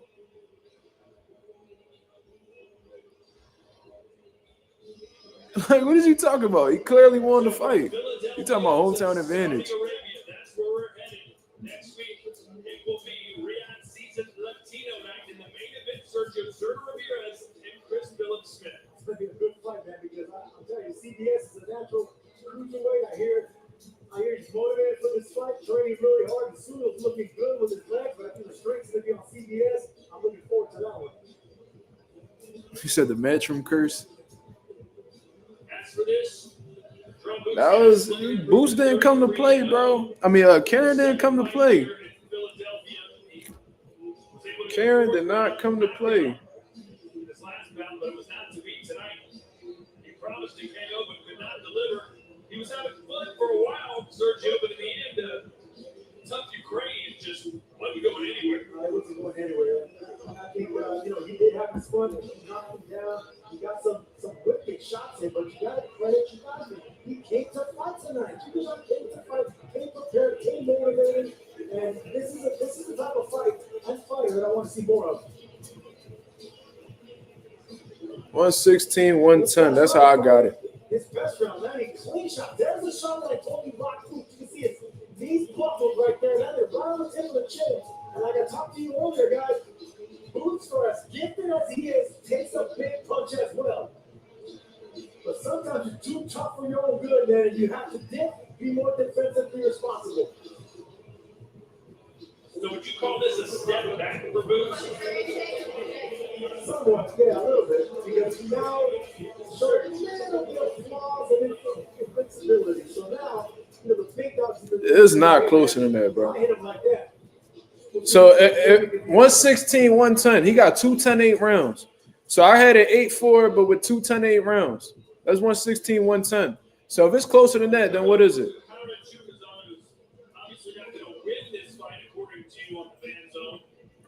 certainly made a good statement for himself, a good account for himself, much better than what he saw last year. Chukhadzhian still just 28 years old, coming off the 3 straight wins. Doesn't seem like he's going to be a world title type of fighter, but he's going to cause some people some problems. I think that's Rocky's the problem. Because right now we're just talking about a pound. Boost clearly won the fight. These niggas is bugging the fuck out. And I would keep it 1,000 if I felt like he lost. This is a clear victory. Definitely got to work on that defense, though, Blunt. Definitely got to work on that defense. The Boost that I'm accustomed to seeing, he's elusive. You feel what I'm saying?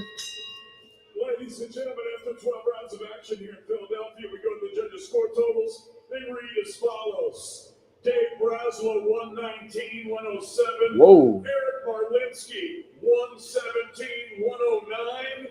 Steve Weisfeld, 116-110. 116, 110. That's how I had it. Unanimous decision.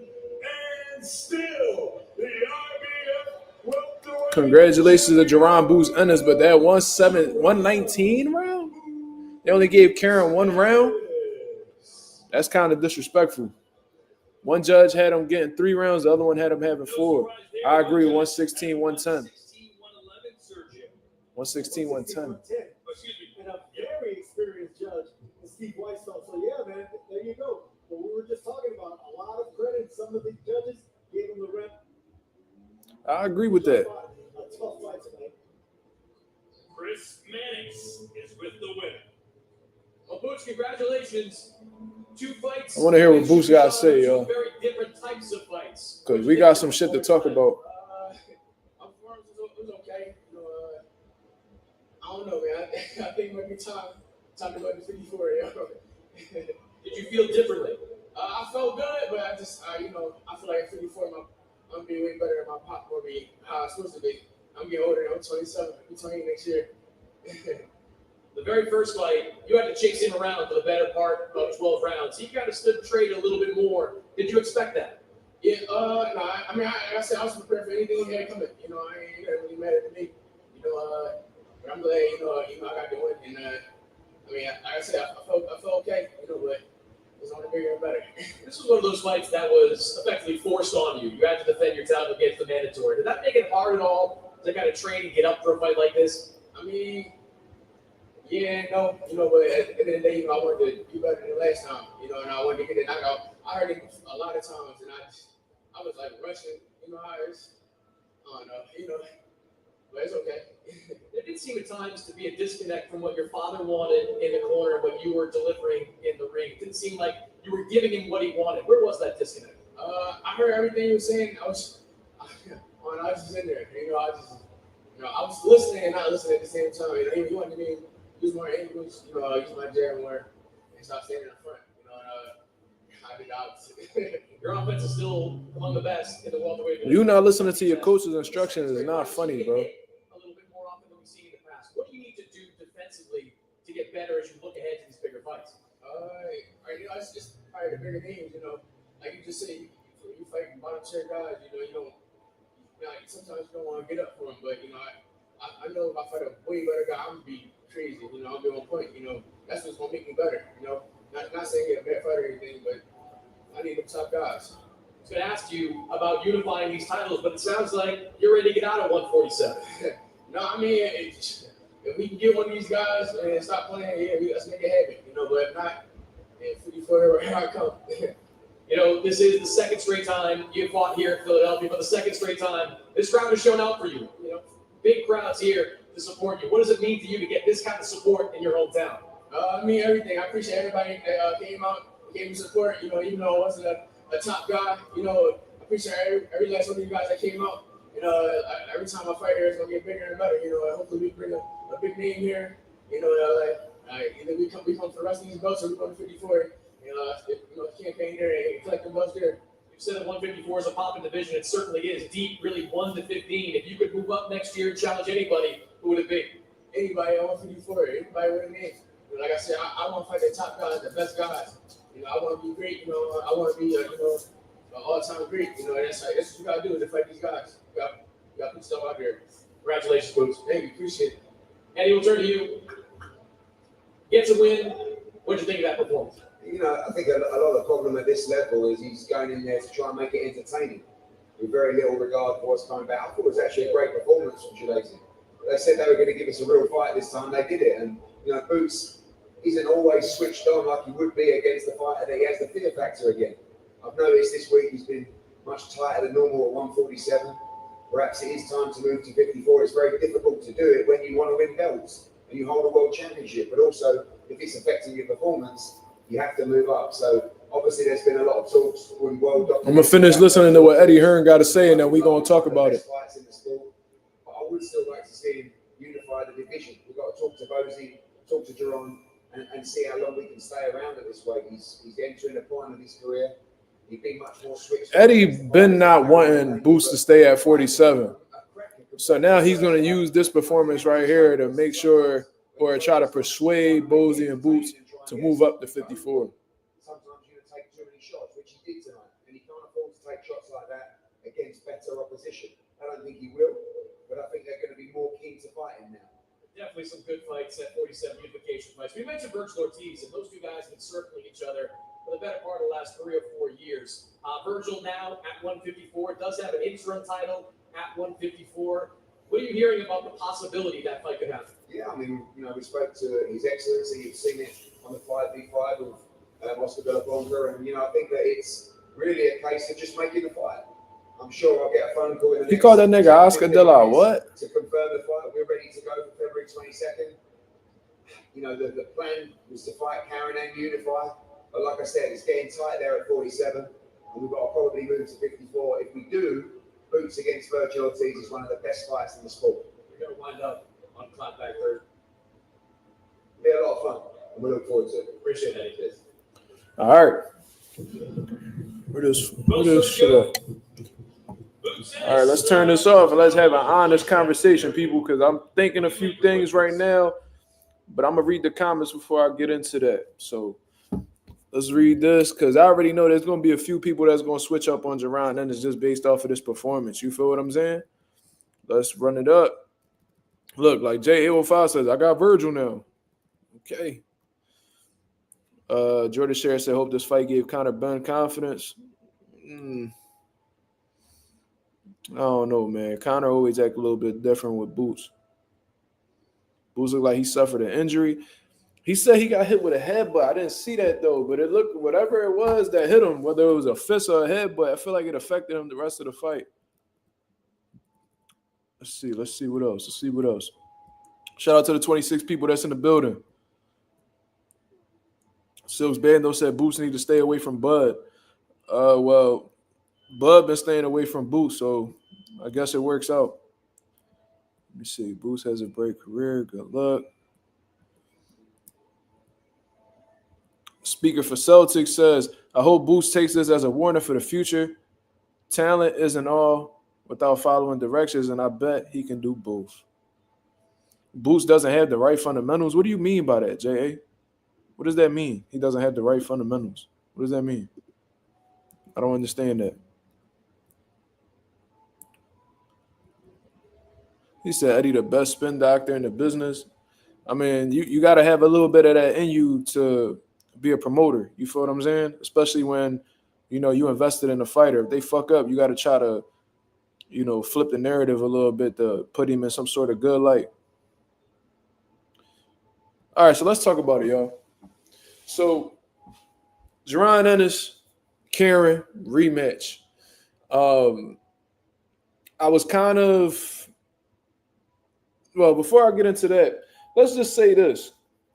Going into this fight, I knew that Boots, and this ain't me making excuses for the man, this is just the reality of the situation. Y'all can feel free to agree. Boots did not look forward to doing this fight. You feel what I'm saying? He wasn't really looking forward to this fight. He was trying to get unification fights. He was trying to get something going and was even considering moving up to 54 if it wasn't for this IBF mandatory. You feel what I'm saying? From what I understand, they sent Charles Conwell to offer all that good shit. Eddie Hearns, strongly advising him to move up to 54, but Boots ended up staying at 47. Now, we do know that, Boots just admitted on this interview that he just had with Chris Mannix, he insinuated some type of feeling drained or staying at the weight class a little too long.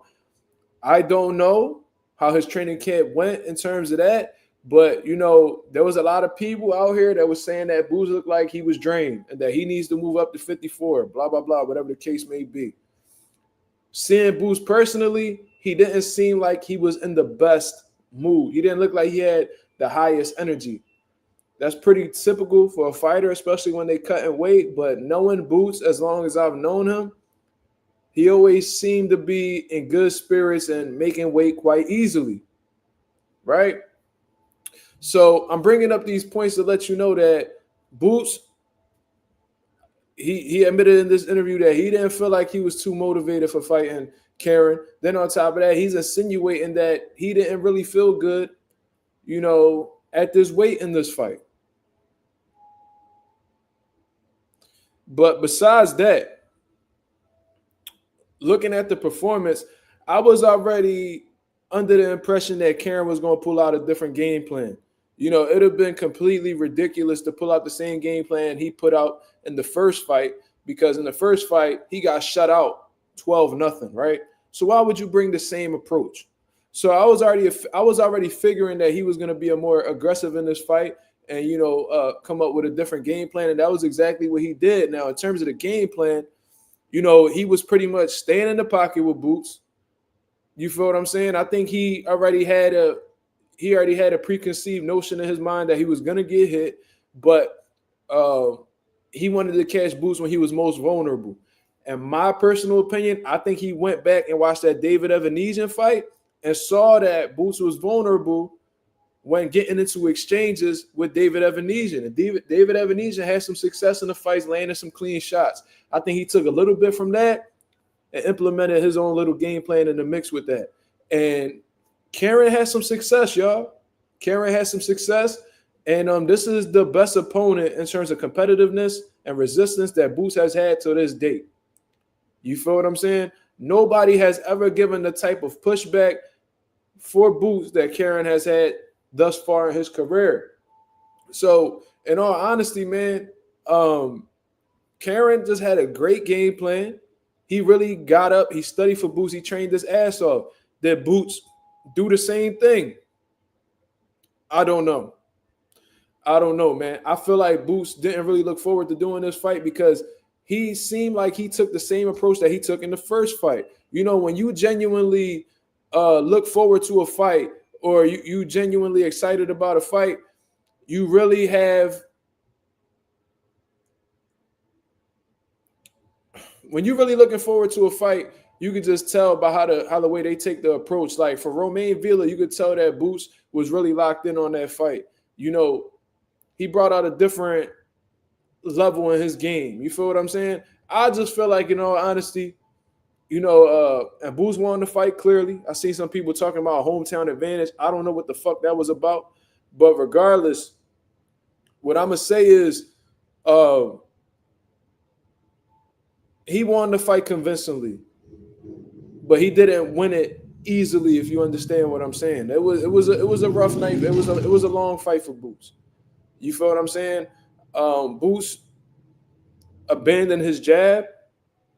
I think that if he would have kept he had a 6-inch reach advantage according to the commentary. Why wasn't there a long jab in front of Karen's face throughout the entire course of the fight? I don't know. Instead, Boots wanted to be in tight quarters with him, work on the inside. You feel what I'm saying? But in the process, he's in the danger zone and is willingly getting tagged by Karen. You feel what I'm saying? So a lack of discipline on his part, terrible approach in my opinion. If the name of the game is to hit and not get hit, then that's what Boots should be doing. You feel what I'm saying? But that just goes to show you that he doesn't really think much of his last opponents that he's had. He didn't think much of David Evanesian. He didn't think much of Karen because he had beat him before. Moving on. Another thing that I had noticed, he willingly allowed Karen to tie him up the majority of the fight. You know what I'm saying? He willingly let him tie him up when there could have been many things that he's done. There could have been plenty of options that Boots could have went to either neutralize the clinching and the holding. I'm trying to see because these are live thoughts right now, bro. I didn't really think this shit out. I'm just telling you my impression. You know, this fight is still fresh.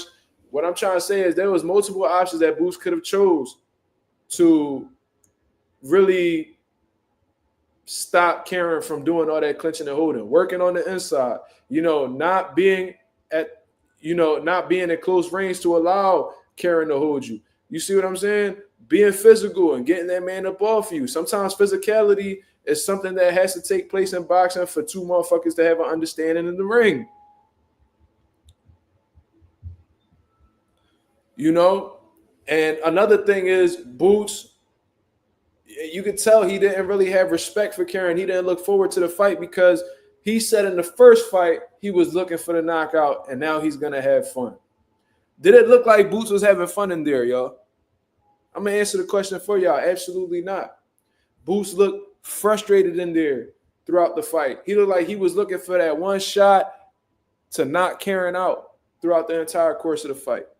It didn't look like the Boots that we've seen that's a showman, you know what I mean, being elusive with the defense, punching in combinations and, you know, showing hand speed, accuracy, power, elusiveness. We didn't see this from Boots. What did we see? We seen somebody who was so hell-bent on getting the knockout that he took punishment as a result. And one of those shots, I've seen a couple shots that Karen hit Boots with that looked like it stunned him a little bit. You feel what I'm saying?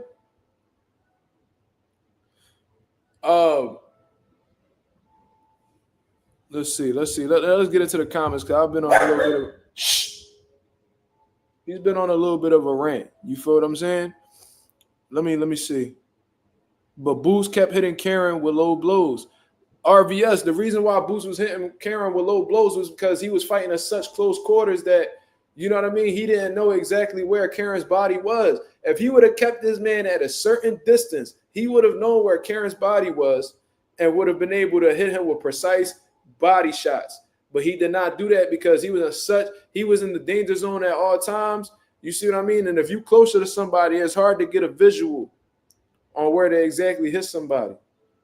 You know what I'm saying? So that was something that I noticed. You feel what I'm saying? A Singh said, Boots, bro, I know Boots is better than that. He is better than that. You know what I'm saying? And I'm not going to be one of them people that's, you know, coming out here and, you know, completely turning on Boots. Y'all was just swallowing dick the other day saying how great Boots was. All of a sudden, you know, he ain't shit. You know, this is exactly why, you know, boxer fans get the rap that they get because y'all don't know how to really give motherfuckers the benefit of the doubt. And then y'all also don't know how to be loyal fans. Y'all play like y'all fans and niggas. And the moment that they have a low or whatever the case may be, here y'all go, ready to shit on the nigga. This is why boxers don't be wanting to take pictures with y'all, do autographs with y'all, do in-person meetups and shit like that. This is why they don't fuck with y'all. You feel what I'm saying? Ray Davis, shout out to the boy Ray Davis. He says, peace, Mark. Is it possible Boots is using smoke and mirrors to draw the other champions into the ring, being that it has been hard to make fights? I seen people, I could already see people saying this, but in all honesty, man, if Boots had I don't think Boots is that type of person where he will willingly take punishment in order to, you know, get people optimistic about fighting him. If Boots always says in and out like a robbery, in and out like a robbery. That's what he lives by. So in all honesty, if he could have got Karen out in the first round, he would have done it. You feel what I'm saying? Boots not the type of nigga to play with his food. You know, if it's there, he cleaning up the whole plate. Pause. You feel what I'm saying? So to answer your question, no, I don't think that was smoke and mirrors, man. I think that it was a lack of motivation for fighting Karen. I think that it was a lack of respect that he had for Karen. And, you know, just a terrible approach overall, man. This is the worst performance that I've ever seen from Boots. And I'm wearing a Jaron Boots Ennis hoodie right now, and I'm telling you that I am not impressed by his performance. I'm disappointed by his performance. Why? Because I've known this man for many years already, 5-6 years already. And I know the level that he fights at. I know that he's a generational talent. I know that he is one of the best fighters that I've ever seen in my life. And I'm not even exaggerating, yo. Like in person, he's one of the best fighters I've ever seen in my life. So to see him perform to this level is disappointing. You know what I'm saying? He could have made this fight a whole lot easier. And this is another thing. He blatantly went up there and laughed about, and he probably wasn't laughing like haha kiki type shit, but he literally was laughing at not listening to his father's instructions. You feel what I'm saying? Jibo said, why Boots take this fight? Well, he ultimately had no choice, you know, in terms of Karen being his mandatory. So it was either he was going to fight Karen or they was going to strip him and hand that belt over to Karen, just like they did with Crawford and Boots. You feel what I'm saying? I do feel like Bozy was saying, oh, you need to get the knockout, man. Get him up out of there. Get him up out of there. I felt like those, you know, that advice wasn't like the most detailed advice. You feel what I'm saying? But with the chemistry that they have, Boots should already have an understanding of what his father means by that. You feel what I'm saying? He also was giving him sound advice in terms of, you know, creating angles. When you're on the inside, create angles. Stop staying on the line too long. Because when he was staying on the line too long, what was that doing? Allowing Karen opportunities to hit Boots with unnecessary punches that he did not need to get hit with. Let me see.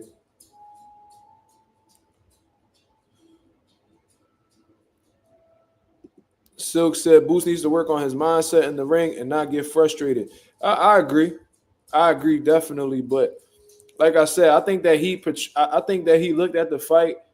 I think he already had like something already in his mind in terms of how he thought the fight was going to go, and how he was so sure he was going to knock Karen out if Karen was to walk to him, and that actually wasn't the case. So I think he grew frustrated as a result because things just wasn't going how he planned.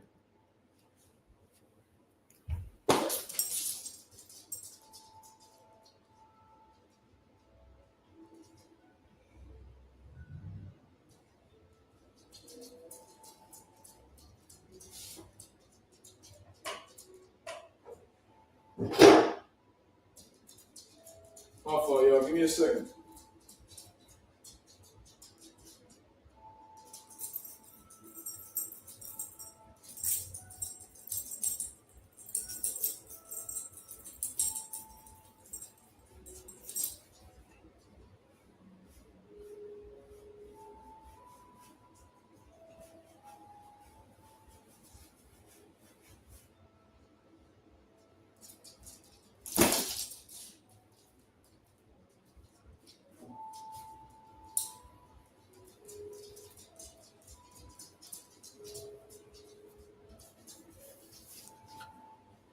See.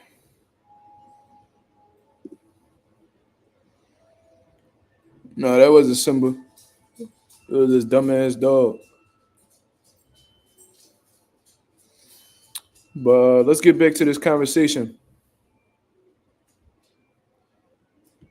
Hold on. I just peep. I got a $5 super chat. Shout out to the boy Singh. He said with the $5 super chat, he says, I think his dad knows he's better than that. Just underperformed, needs to work on defense, but he do got a chin.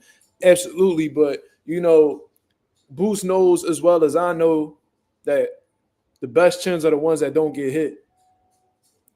You feel what I'm saying? So, you know, it's disappointing and you know, all around the board. You know, we could look for optimism and, you know, this performance. We could look at the positive things in terms of this performance. Yeah, he won. Yeah, he won the fight convincingly. Yeah, he knocked down Karen. Yeah, you know, he hurt Karen several times throughout the fight. Yeah, like that all sounds good. You feel what I'm saying? But, you know, me knowing Boots and how and to the level that he could fight and how much potential that he has and how special he is, I'm disappointed in this performance. This would be cool for a regular nigga. You feel what I'm saying? Like for a regular fighter, this might be a cool performance. This might be the highlight of their life. But for Boost standards, nah, I ain't feeling this one, y'all. I ain't feeling this one. I think that there was a couple shots that Boots had got hit with that he didn't respond well to. I saw a shot that Karen had landed on him. It looked like his legs, kind of shook a little bit behind it. He absorbed the shot. He took the shot well. You feel what I'm saying? But, it was still, you could tell it still had an effect on him regardless. Speakers for Celtics, he said, Mark, do you think Boots should fight someone like Ramos or Bohachuk or even someone like Lubin? I believe these fights will make him stay focused. I just think that, in all honesty, he needs a fight that's going to genuinely get a man butterflies. You feel what I'm saying? Not no weird way, not no pause and no shit like that. Y'all get what I'm saying? I think that he needs to be in there with an opponent that he knows he can't afford to fuck around with. And I think Virgil Ortiz is one of them guys that will make him get up and really be locked in and laser sharp. You feel what I'm saying? I think that's the dude that's going to make him shitty sharp, you know what I mean, going into camp, because he knows that he cannot absorb them shots from Karen. You know that he cannot absorb them shots from Virgil that he took from Karen. If Virgil hits you with one of them left hooks, bro, we might be talking about something else, bro. And I don't think it's going to be about you winning. Oh, y'all said Brian Norman talking greasy. Brian Norman, the last nigga that should be talking greasy, because first of all, we don't even know if he could beat Karen his fucking self. You feel what I'm saying? And considering the fact that you ducked the fight, and this was supposed to be the fight that you was taking part in, you should shut the fuck up. You turned down $1.7 million. You see what I'm saying?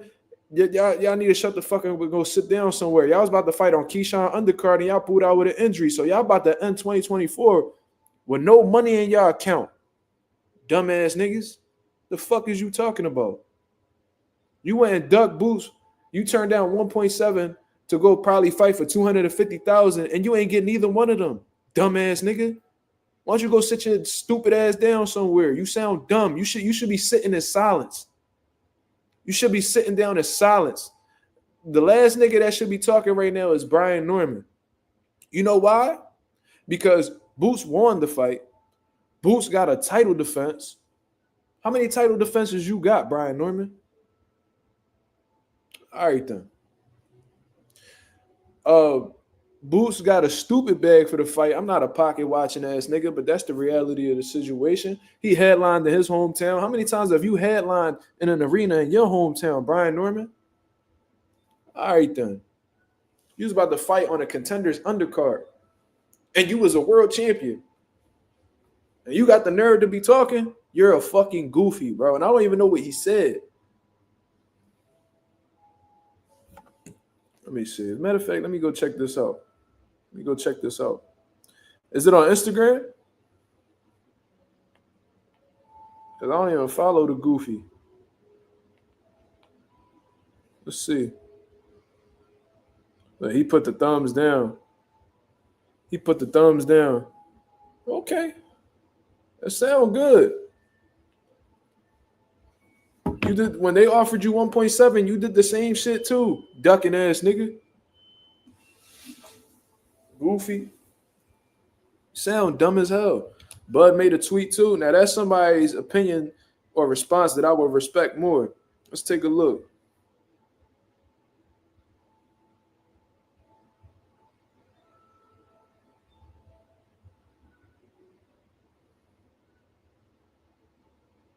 See, now I respect this. Shout out to Terrence Crawford, bro. You know what I'm saying? He be getting me pissed off at times. He a stubborn motherfucker and all that, but Terrence Crawford, a real one, bro. And you could tell that he got a genuine respect for Jaron Ennis. Now, this is what Terrence Crawford said. He said, I did see the fight. Oh, I think he meant to say I didn't see the fight, but I heard about it. Stay focused and keep working on your craft. Every night not going to be the same. Never get too comfortable in this game. If you're trying to get to the mecca of the sport, stay on your mission because all it takes is one slip up. Shout out to Terrence Crawford. I agree with that shit 1,000%. I don't think he's trolling or anything like that. I think that that's real words of encouragement for the young, hungry lion he see on the come up right now. You see what I mean? And I wish that these boxer fans that's talking shit on these platforms right now, I wish they had more of an outlook like that. Why the fuck are the boxing fans shitting on the fighters when they should be uplifting the fighters? Meanwhile, niggas who's ops in the boxing world being positive to each other. Ain't that ironic? You would think the fans would be the ones, encouraging the fighters, and the ops be the ones talking shit, but it's the opposite. Shit is crazy, bro. Shit is crazy. But let me see something real quick.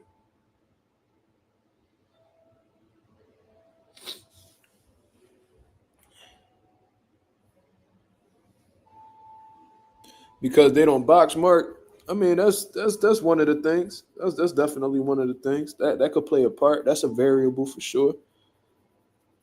They can't put themselves in the fighter's shoes. That could be very true as well. Y'all making some great points on here, but I love Jaron Ennis, man. I love Boots. I love Bozy. I mean, they're a great dynamic. You feel what I'm saying? But I wasn't feeling this performance at all. But I do feel like there's more to the story than than what people putting out there. They're making it seem like Boots is. Cause I already just seen a couple tweets saying talking shit about Boots, how he overrated. You see Brian Norman bum ass going like this and shit like that.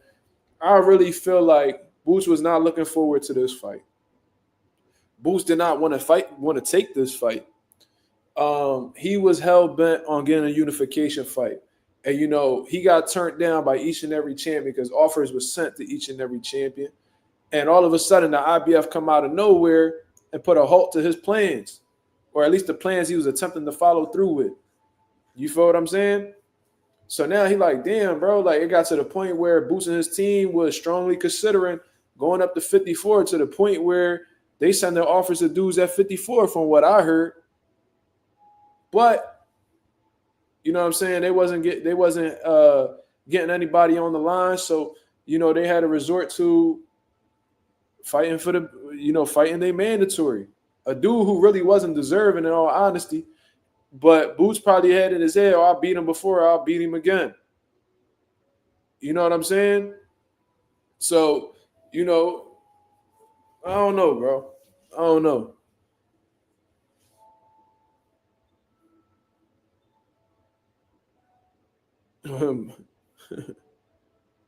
What was wrong with Bozy? He was frustrated. And look, man, and I know exactly what that frustration, bro. I'm familiar with that because I've had fights with fighters who, I've had fighters be in fights where they're not listening to any of my instructions. You feel what I'm saying? And I'm giving them instructions that could really guide them to winning the fight. But they in their own head, they want to do their own shit. They're not really taking your advice. They just doing whatever the fuck they want to do. So, Bozy had gave him some specific instructions to follow through with. I'm looking to see if Boots is going to follow through with them instructions, and he doesn't. You feel what I'm saying? So, of course, Bozy's going to be pissed off.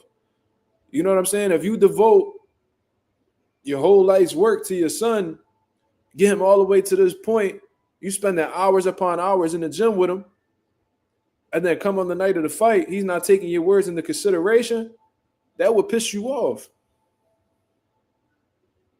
You feel what I'm saying? That's just, but I know how he feeling. You feel me?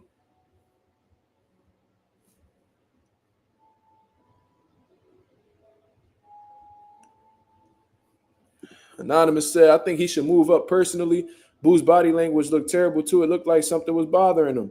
That's a sound point, my brother. That was and what I thought was kind of crazy was, the first Boo's first words after being announced the winner was, I don't know, man. I think it's time for me to move up. I had an okay performance. I think it's time for me to move up, man. I just didn't, like, he was saying how he didn't feel like himself. You feel what I'm saying? I'm gonna keep it 1,000 with y'all. I was at that community event, and y'all notice how, I already got a signature from Boots and all that, but I didn't really interact with Boots all like that. Besides the virtual reality shit, I didn't really interact with Boots like that, and there was a reason for that. Boots looked like he was irked. He didn't look like he was in the best of moods, bro. You feel what I'm saying? He didn't look like he was in the best of moods. You know, there was people saying on the week of the fight that Boots need to move up, that he looked drained. I didn't feel like he personally looked drained, but he did look skinny. You feel what I'm saying? So, you know, Boots been at the weight for a long time, and he's a fucking big welterweight, bro. So maybe, just maybe, it might be time for him to move up. That's a possibility. You know, I remember Boots used to weigh like 145 for his fights. Make the weight super easy, be eating the whole lead up to the fight, eat whatever the fuck he want. Then I noticed in the interview that he had at the community event, he was like, "Yeah, man, I usually eat whatever I want, but now, you know what I'm saying, as the fight get closer, you know what I mean, I gotta cut back on, certain things." That's the first time I ever heard Boots talk like that, because, Boots from a few years ago would eat whatever the fuck he wanted all the way till the fight. Or at least that's what I heard. I don't know. I could be wrong, but maybe the rehydration process probably had, the IBF. Y'all let Richardson Hitchens use that motherfucking excuse. You feel what I'm saying? Considering the fact that it wasn't a unification fight, Boots had to follow through with the IBF rehydration process. You know what I'm saying? So maybe he didn't have, the proper time to really put his weight back on. It could be so many different variables, and I'm not here to make excuses for the man. Like I said, that was a disappointing performance, regardless of what is being said right now.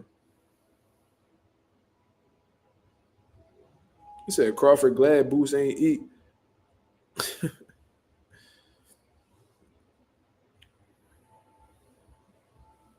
Teach said this could be a good thing if they feel Boots look vulnerable. Maybe they will accept the fight. That's true. That's true. But like I said, I do feel like, and I hope that's the reality, because I really feel like for Boots because Boots been cooking niggas for a long time, bro. But Boots is at this point in his career where it's like, all right, man, I done cooked all the mid-tier niggas. Now I want them big dogs. Like, he's hell bent on facing these top motherfuckers. And if it's not a top motherfucker, I feel like Boots at this point feel like he wasting his time. You feel what I'm saying? So he looked at Karen as a waste of time, to be honest with you. I feel like Boots needs somebody. He needs an opponent. I don't know if it's Bohachuk. I don't know if it's Mortis Aliyev. I don't know if it's Majramov. I don't know who his first opponent will be if he were to go to 54, but hopefully it's somebody dangerous. And the reason why I say that is because I guarantee you, if Boots considers that person dangerous, or somebody who may possibly be a threat to him, we gonna go back to seeing Boots on his shit. You feel what I'm saying? That's just my personal opinion.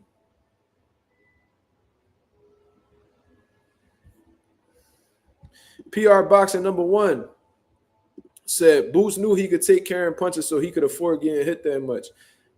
Yeah, you could tell he didn't really have any type of respect for Karen's punching power. You feel what I'm saying? I genuinely feel like he didn't have a care in the world for Karen's punching power. I felt like he had the same mentality for David Evanesian, and what they both had in common was Boots didn't really think much of them. He was looking for bigger fights, ended up having to settle for these two guys. Bam saved the night. Bam's performance was absolutely sensational, man. Sensational. Boots should fight Mendoza. Brian Mendoza. Oh, no, Boots will stop Mendoza. That's too easy.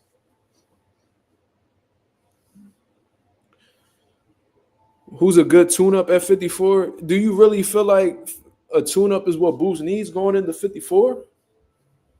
I don't feel like, I feel like that's not what's going to motivate Boots. What I'm telling y'all is the reason why his that performance was what it was because he didn't really look forward to that fight. You know what I'm saying? It wasn't a notable name that really had Boots excited, so we're going to go up to 54 and give him somebody for him not to be excited about again? Nah, man. Boots needs to go in there with a top-tier guy. Boots needs to go in there with a top tier guy. Let's not keep doing the same things over and over again and expecting different results. Put Boots in there with somebody elite at 154, and I guarantee you it's a different performance. Because Boots would be absolutely dumb to fight somebody at 54 like Virgil Ortiz, Majimov, or whatever, and still have the same approach that he had for Evanese and fucking Karen.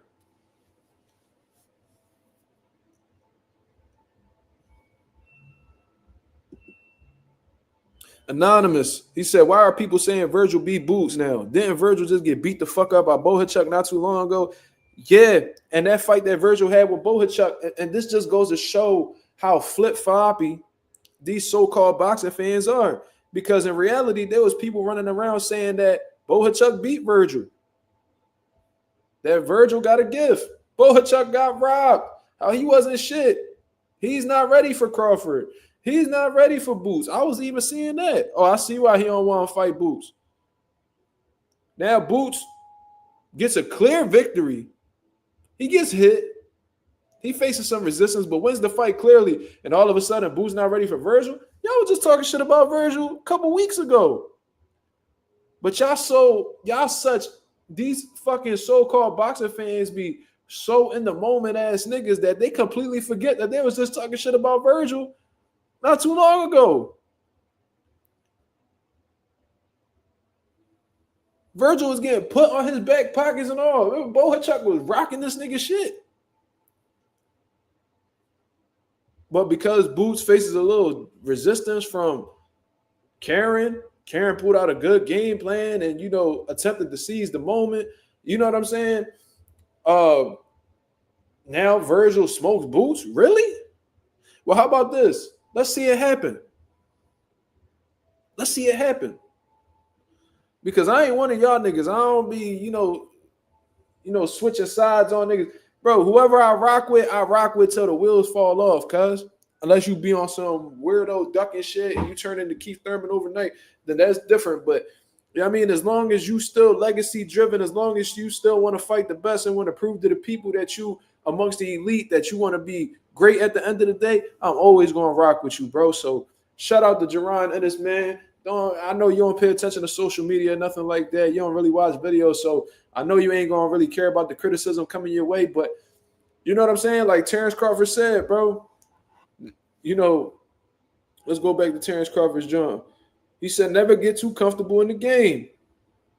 Stay on your mission because all it takes is one slip up. Stay focused, keep working on your craft. Every night is not going to be the same. You feel what I'm saying? So keep that shit going, man. You feel what I'm saying? I hope you get a huge opportunity. I hope that they look at this I hope they look at you as like an easy lick at 54. Oh, look, he's getting hit a lot. I could hurt him. And then they end up fighting you. I hope you get one of those opportunities and you show out and you show that you are a generational talent and you're going to be one of the greatest of this era. Point blank, period.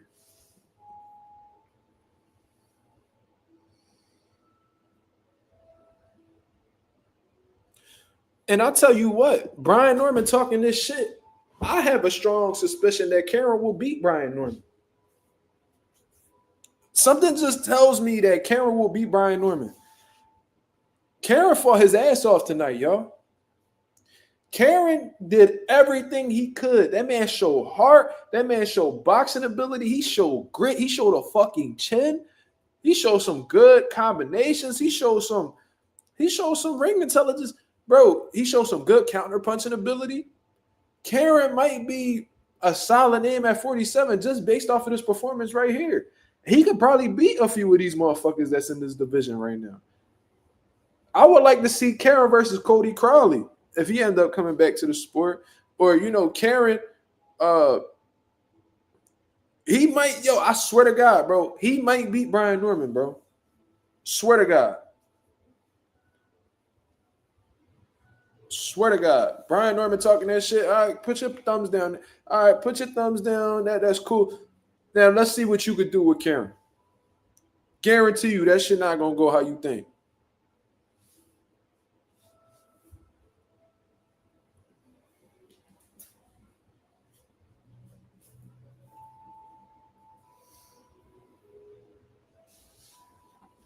Y'all see Ryan Garcia talking shit? Boots will get knocked out by me. This ref still sucks, and Eddie got to stop calling his fighters legends premature. Ryan, you are a fucking bum, nigga. Why don't you answer this? Why you couldn't fight Boots today? Oh, that's right. Because you're not allowed to fight for the rest of the year and basically half of next year. So shut the fuck up. Shut your goofy ass up, nigga. Tank done expose who the fuck you really is, bro. You pussy. You a quitter. You cut corners. You got a decent left hook with solid hand speed. You're a nobody, bro. I hope that shit happen, bro. On my life, bro. I hope Boots get Ryan in that fucking ring so he could fucking pack him up in 3 to 4 rounds. You got packed up by a 5'5" nigga with braids and a 5'4" reach. Shut the fuck up, bro.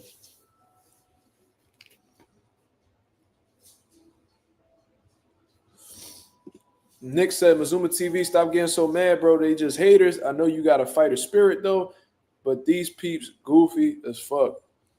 I was just responding to what Ryan Garcia said, bro. I don't really be getting hell-bent on what these niggas be talking about because at the end of the day, a lot of these niggas don't be knowing what they talking about. You know what I'm saying? Like, if you're not an intellectual about the sport of boxing like me, you know what I'm saying? You already done lost me right there. Once I pick up you a casual, your opinion is no longer valid to me.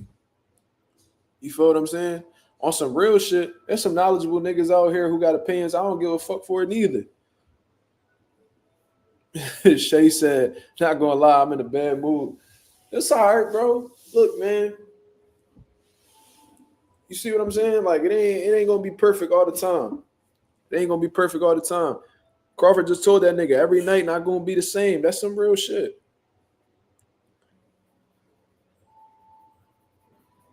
And you know, we gotta give Karen some props, bro. Karen did his thing. He did what he could with what he had. And he really made the effort to try to beat Boots, bro. All these scary ass niggas be talking shit from the sideline, acting like they'll fight Boots like Norman, Conor Ben, pussy ass. Why did Conor Ben ain't pull up on Boots like how he pulled up on Chris Eubank the other day? You came all the way to Philly to just watch a nigga. Not to come call him out or just sit in the crowd and just watch a nigga with your little red Yankee head on, looking like a fucking goofy. Stupid ass. Bud fans is ready for this. Yeah, it's cool, bro. I'm a fan of Bud too, so niggas can't even hit me with that argument like, oh, you a Boots fan. No, I fuck with both of them niggas, bro.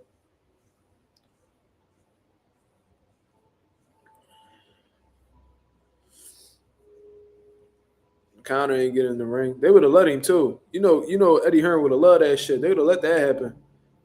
But you know, Conor Hart ain't built like that, cuz he went right back to the hotel like, yeah, I could beat him. That Jaron guy, I could beat him. I could beat Boots. And his girl's like, yeah, Connie, let's get some sleep. Goofy ass. If I hit him with that left hook, I could beat him. I could beat him twice on Sunday. You got anyone that you know have a style similar to Karen? I've seen some European fighters that have similar styles to Karen. I've seen European fighters personally that have similar styles to Karen. But I don't have anybody, like, I don't know if you're referring to my stable of fighters or anything. I don't have, nah, Usyk don't fight like Karen. In the Philly scene, nah, bro. Like, Philly fighters don't really fight like that. You know what I'm saying? Like, Philly fighters, they more elusive. You know what I mean? They go to the body more. They punch in combinations. You know, like what I seen from Karen today was he had some good counter punching ability and shit like that, but Like in terms of like that style that he had, like exactly, nah. Usyk don't fight like that.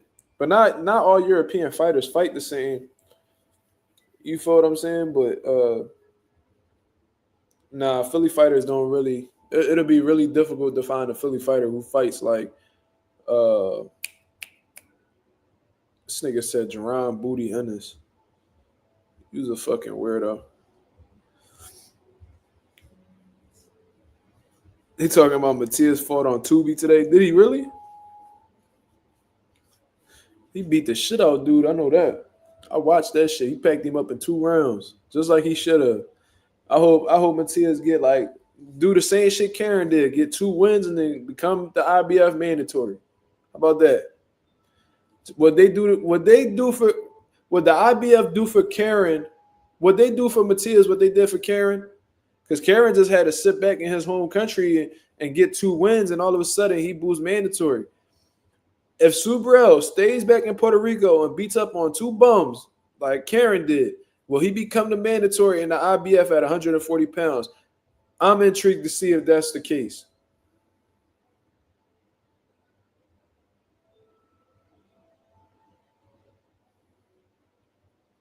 I definitely don't think Matias is a hype job because for real, I think Matias could beat a lot of them niggas at 140. Yeah, Sing, I just talked about what Ryan Garcia said. Ryan Garcia talking from the sidelines. Pussy ass nigga can't even fight this year talking about how he could beat niggas. Bro, you're not even allowed to compete. Sit your cheating ass down somewhere. You're not even eligible to talk about world champions. Nigga, you ain't never hold a world champion, a world title. You can't even speak on clean athletes. You're not a clean athlete. Shut the fuck up, man.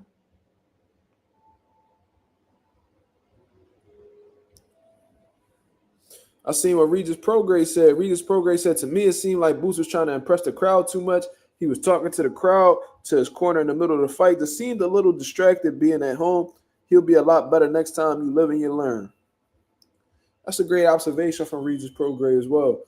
But Boots always been that type where he liked to talk to his corner during the fight. You know what I'm saying? I never really been a fan of that. Gervonta Davis be doing the same shit. You feel what I mean? I guess that's just part of them just being comfortable, I guess.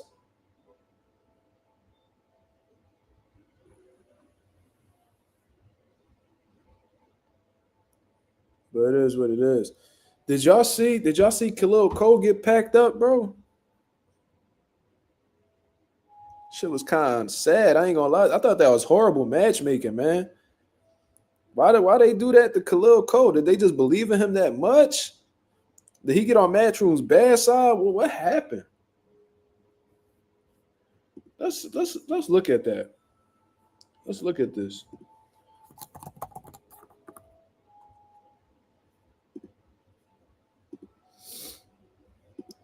Because I really felt like he had no business fighting this dude. First of all, prior to you fighting him, you were 9-0 with a draw. And you had this draw with a 6-4 a couple years back. So they should have known to take it easy with you a little bit. I know you beat a 20-0 and you know what I'm saying, and shit like that, but you still a work in progress. You feel what I'm saying? On top of that, you still got youth on your side. Well, you're 28. He's 28, so the clock, it's ticking a little bit, but I don't get why they was fast-tracking him so much. They could have just kept him active and just run them numbers up. Why are you putting him in there with a guy who has 23 fights when he only had 10? So double his experience. You feel what I'm saying? Dude has a hell of a knockout ratio, bro. You feel what I'm saying? Got a hell of a knockout ratio. And the nigga done been through the trenches before. Like he was in there with Pacheco. I remember I seen that fight last year. He got packed up, but that's Diego Pacheco. So now, hold on, let me see something real quick. So now this dude, so I'm assuming this was at light heavyweight because he fought Pacheco at 68. But you taking this big ass dude, Khalil Cole is 5'10", based off of box rec, what I see right here. This motherfucker that he fought was 6'3". They done brought this big ass Mexican dude in there with him. I'm watching him, and he rangy as fuck. The dude was rangy as fuck. I'm watching him hit the pads, and the pads sound like gunshots. I'm like, man, this dude looking strong. He tall, he rangy. I said, yo, this gonna be a tough fight for Khalil.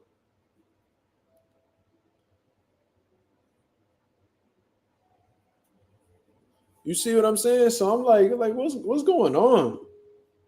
And Khalil was boxing him. He was doing his thing. He was being effective the first few rounds. But then, with Khalil's inexperience, he felt the need to, instead of doing what was working already, decided to get in the trenches with him and try to go blow for blow with him. And that's where he fucked up. And you typically do that when, one, you're immature or green in the boxing game, or two, you in love with your power. I don't know why he felt like he was going to be able to back him up. Yeah, I remember that fight. I remember Gallegos fought Diego. Diego packed him up early. I remember that, John, because I fuck with Diego heavy, so I watch all his fights. You feel what I'm saying? But he ain't had no business being in there with that big ass Mexican dude, bro. You feel what I'm saying? So I don't know. I think that was terrible matchmaking in my opinion, but it is what it is. You live and you learn, and Khalil Cole, he still got time, bro. It ain't the end of the world. You feel what I mean? He's got to go back to the gym. Well, take time away, heal from this because you did take a lot of damage. In all honesty, well, you accumulated some damage. I ain't going to say a lot of damage. You accumulated some damage. So take the rest of this year off, chill with your family. You feel what I'm saying? Get back in the gym and continue improving, bro. You be surprised how much you can learn off of a loss. You'd be surprised how much you can elevate after a loss. Because at that point, you know what I'm saying? Like Mike Tyson said, you're not born humble. You know what I'm saying? People are made to, you're never born humble. You get humbled. You feel what I'm saying? And hopefully that humbles Khalil Cole. Realize that, he a mortal man at the end of the day. And, you know what I mean? He got to attempt to tighten up on his imperfections. Khalil, 5'10" bodybuilder. Damn.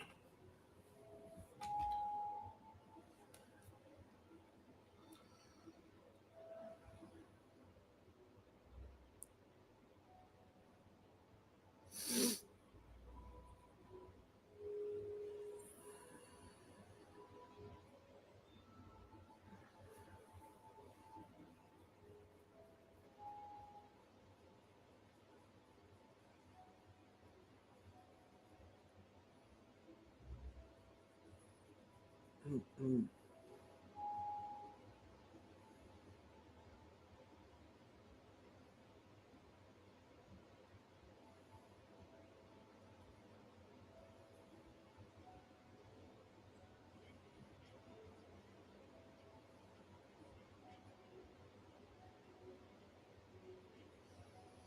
There's some crazy shit on here.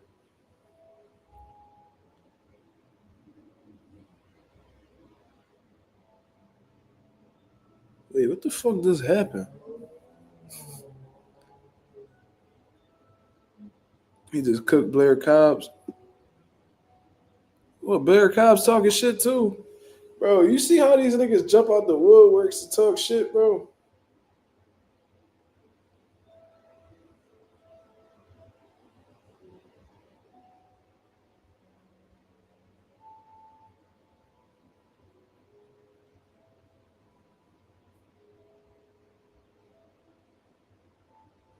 Let me see what Blair said. Blair talking shit.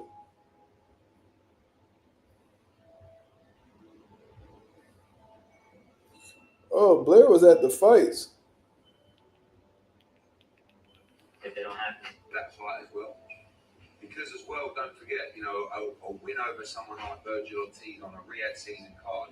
This nigga Blair a clown, bro. Blair right in front of Boots and them. Because as well, don't forget, a win over someone like Virgil Ortiz on a Riyadh season card is going to take his profile to another level. Blair is a funny motherfucker. I'm sorry. How could y'all not like Blair? Like as a fighter, if you don't like his style, cool. But his personality, bro, he's a funny motherfucker, bro. You feel what I'm saying?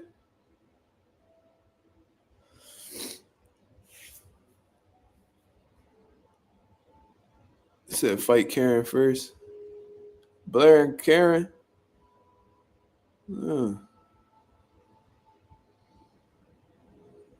Trying to figure out what's going on.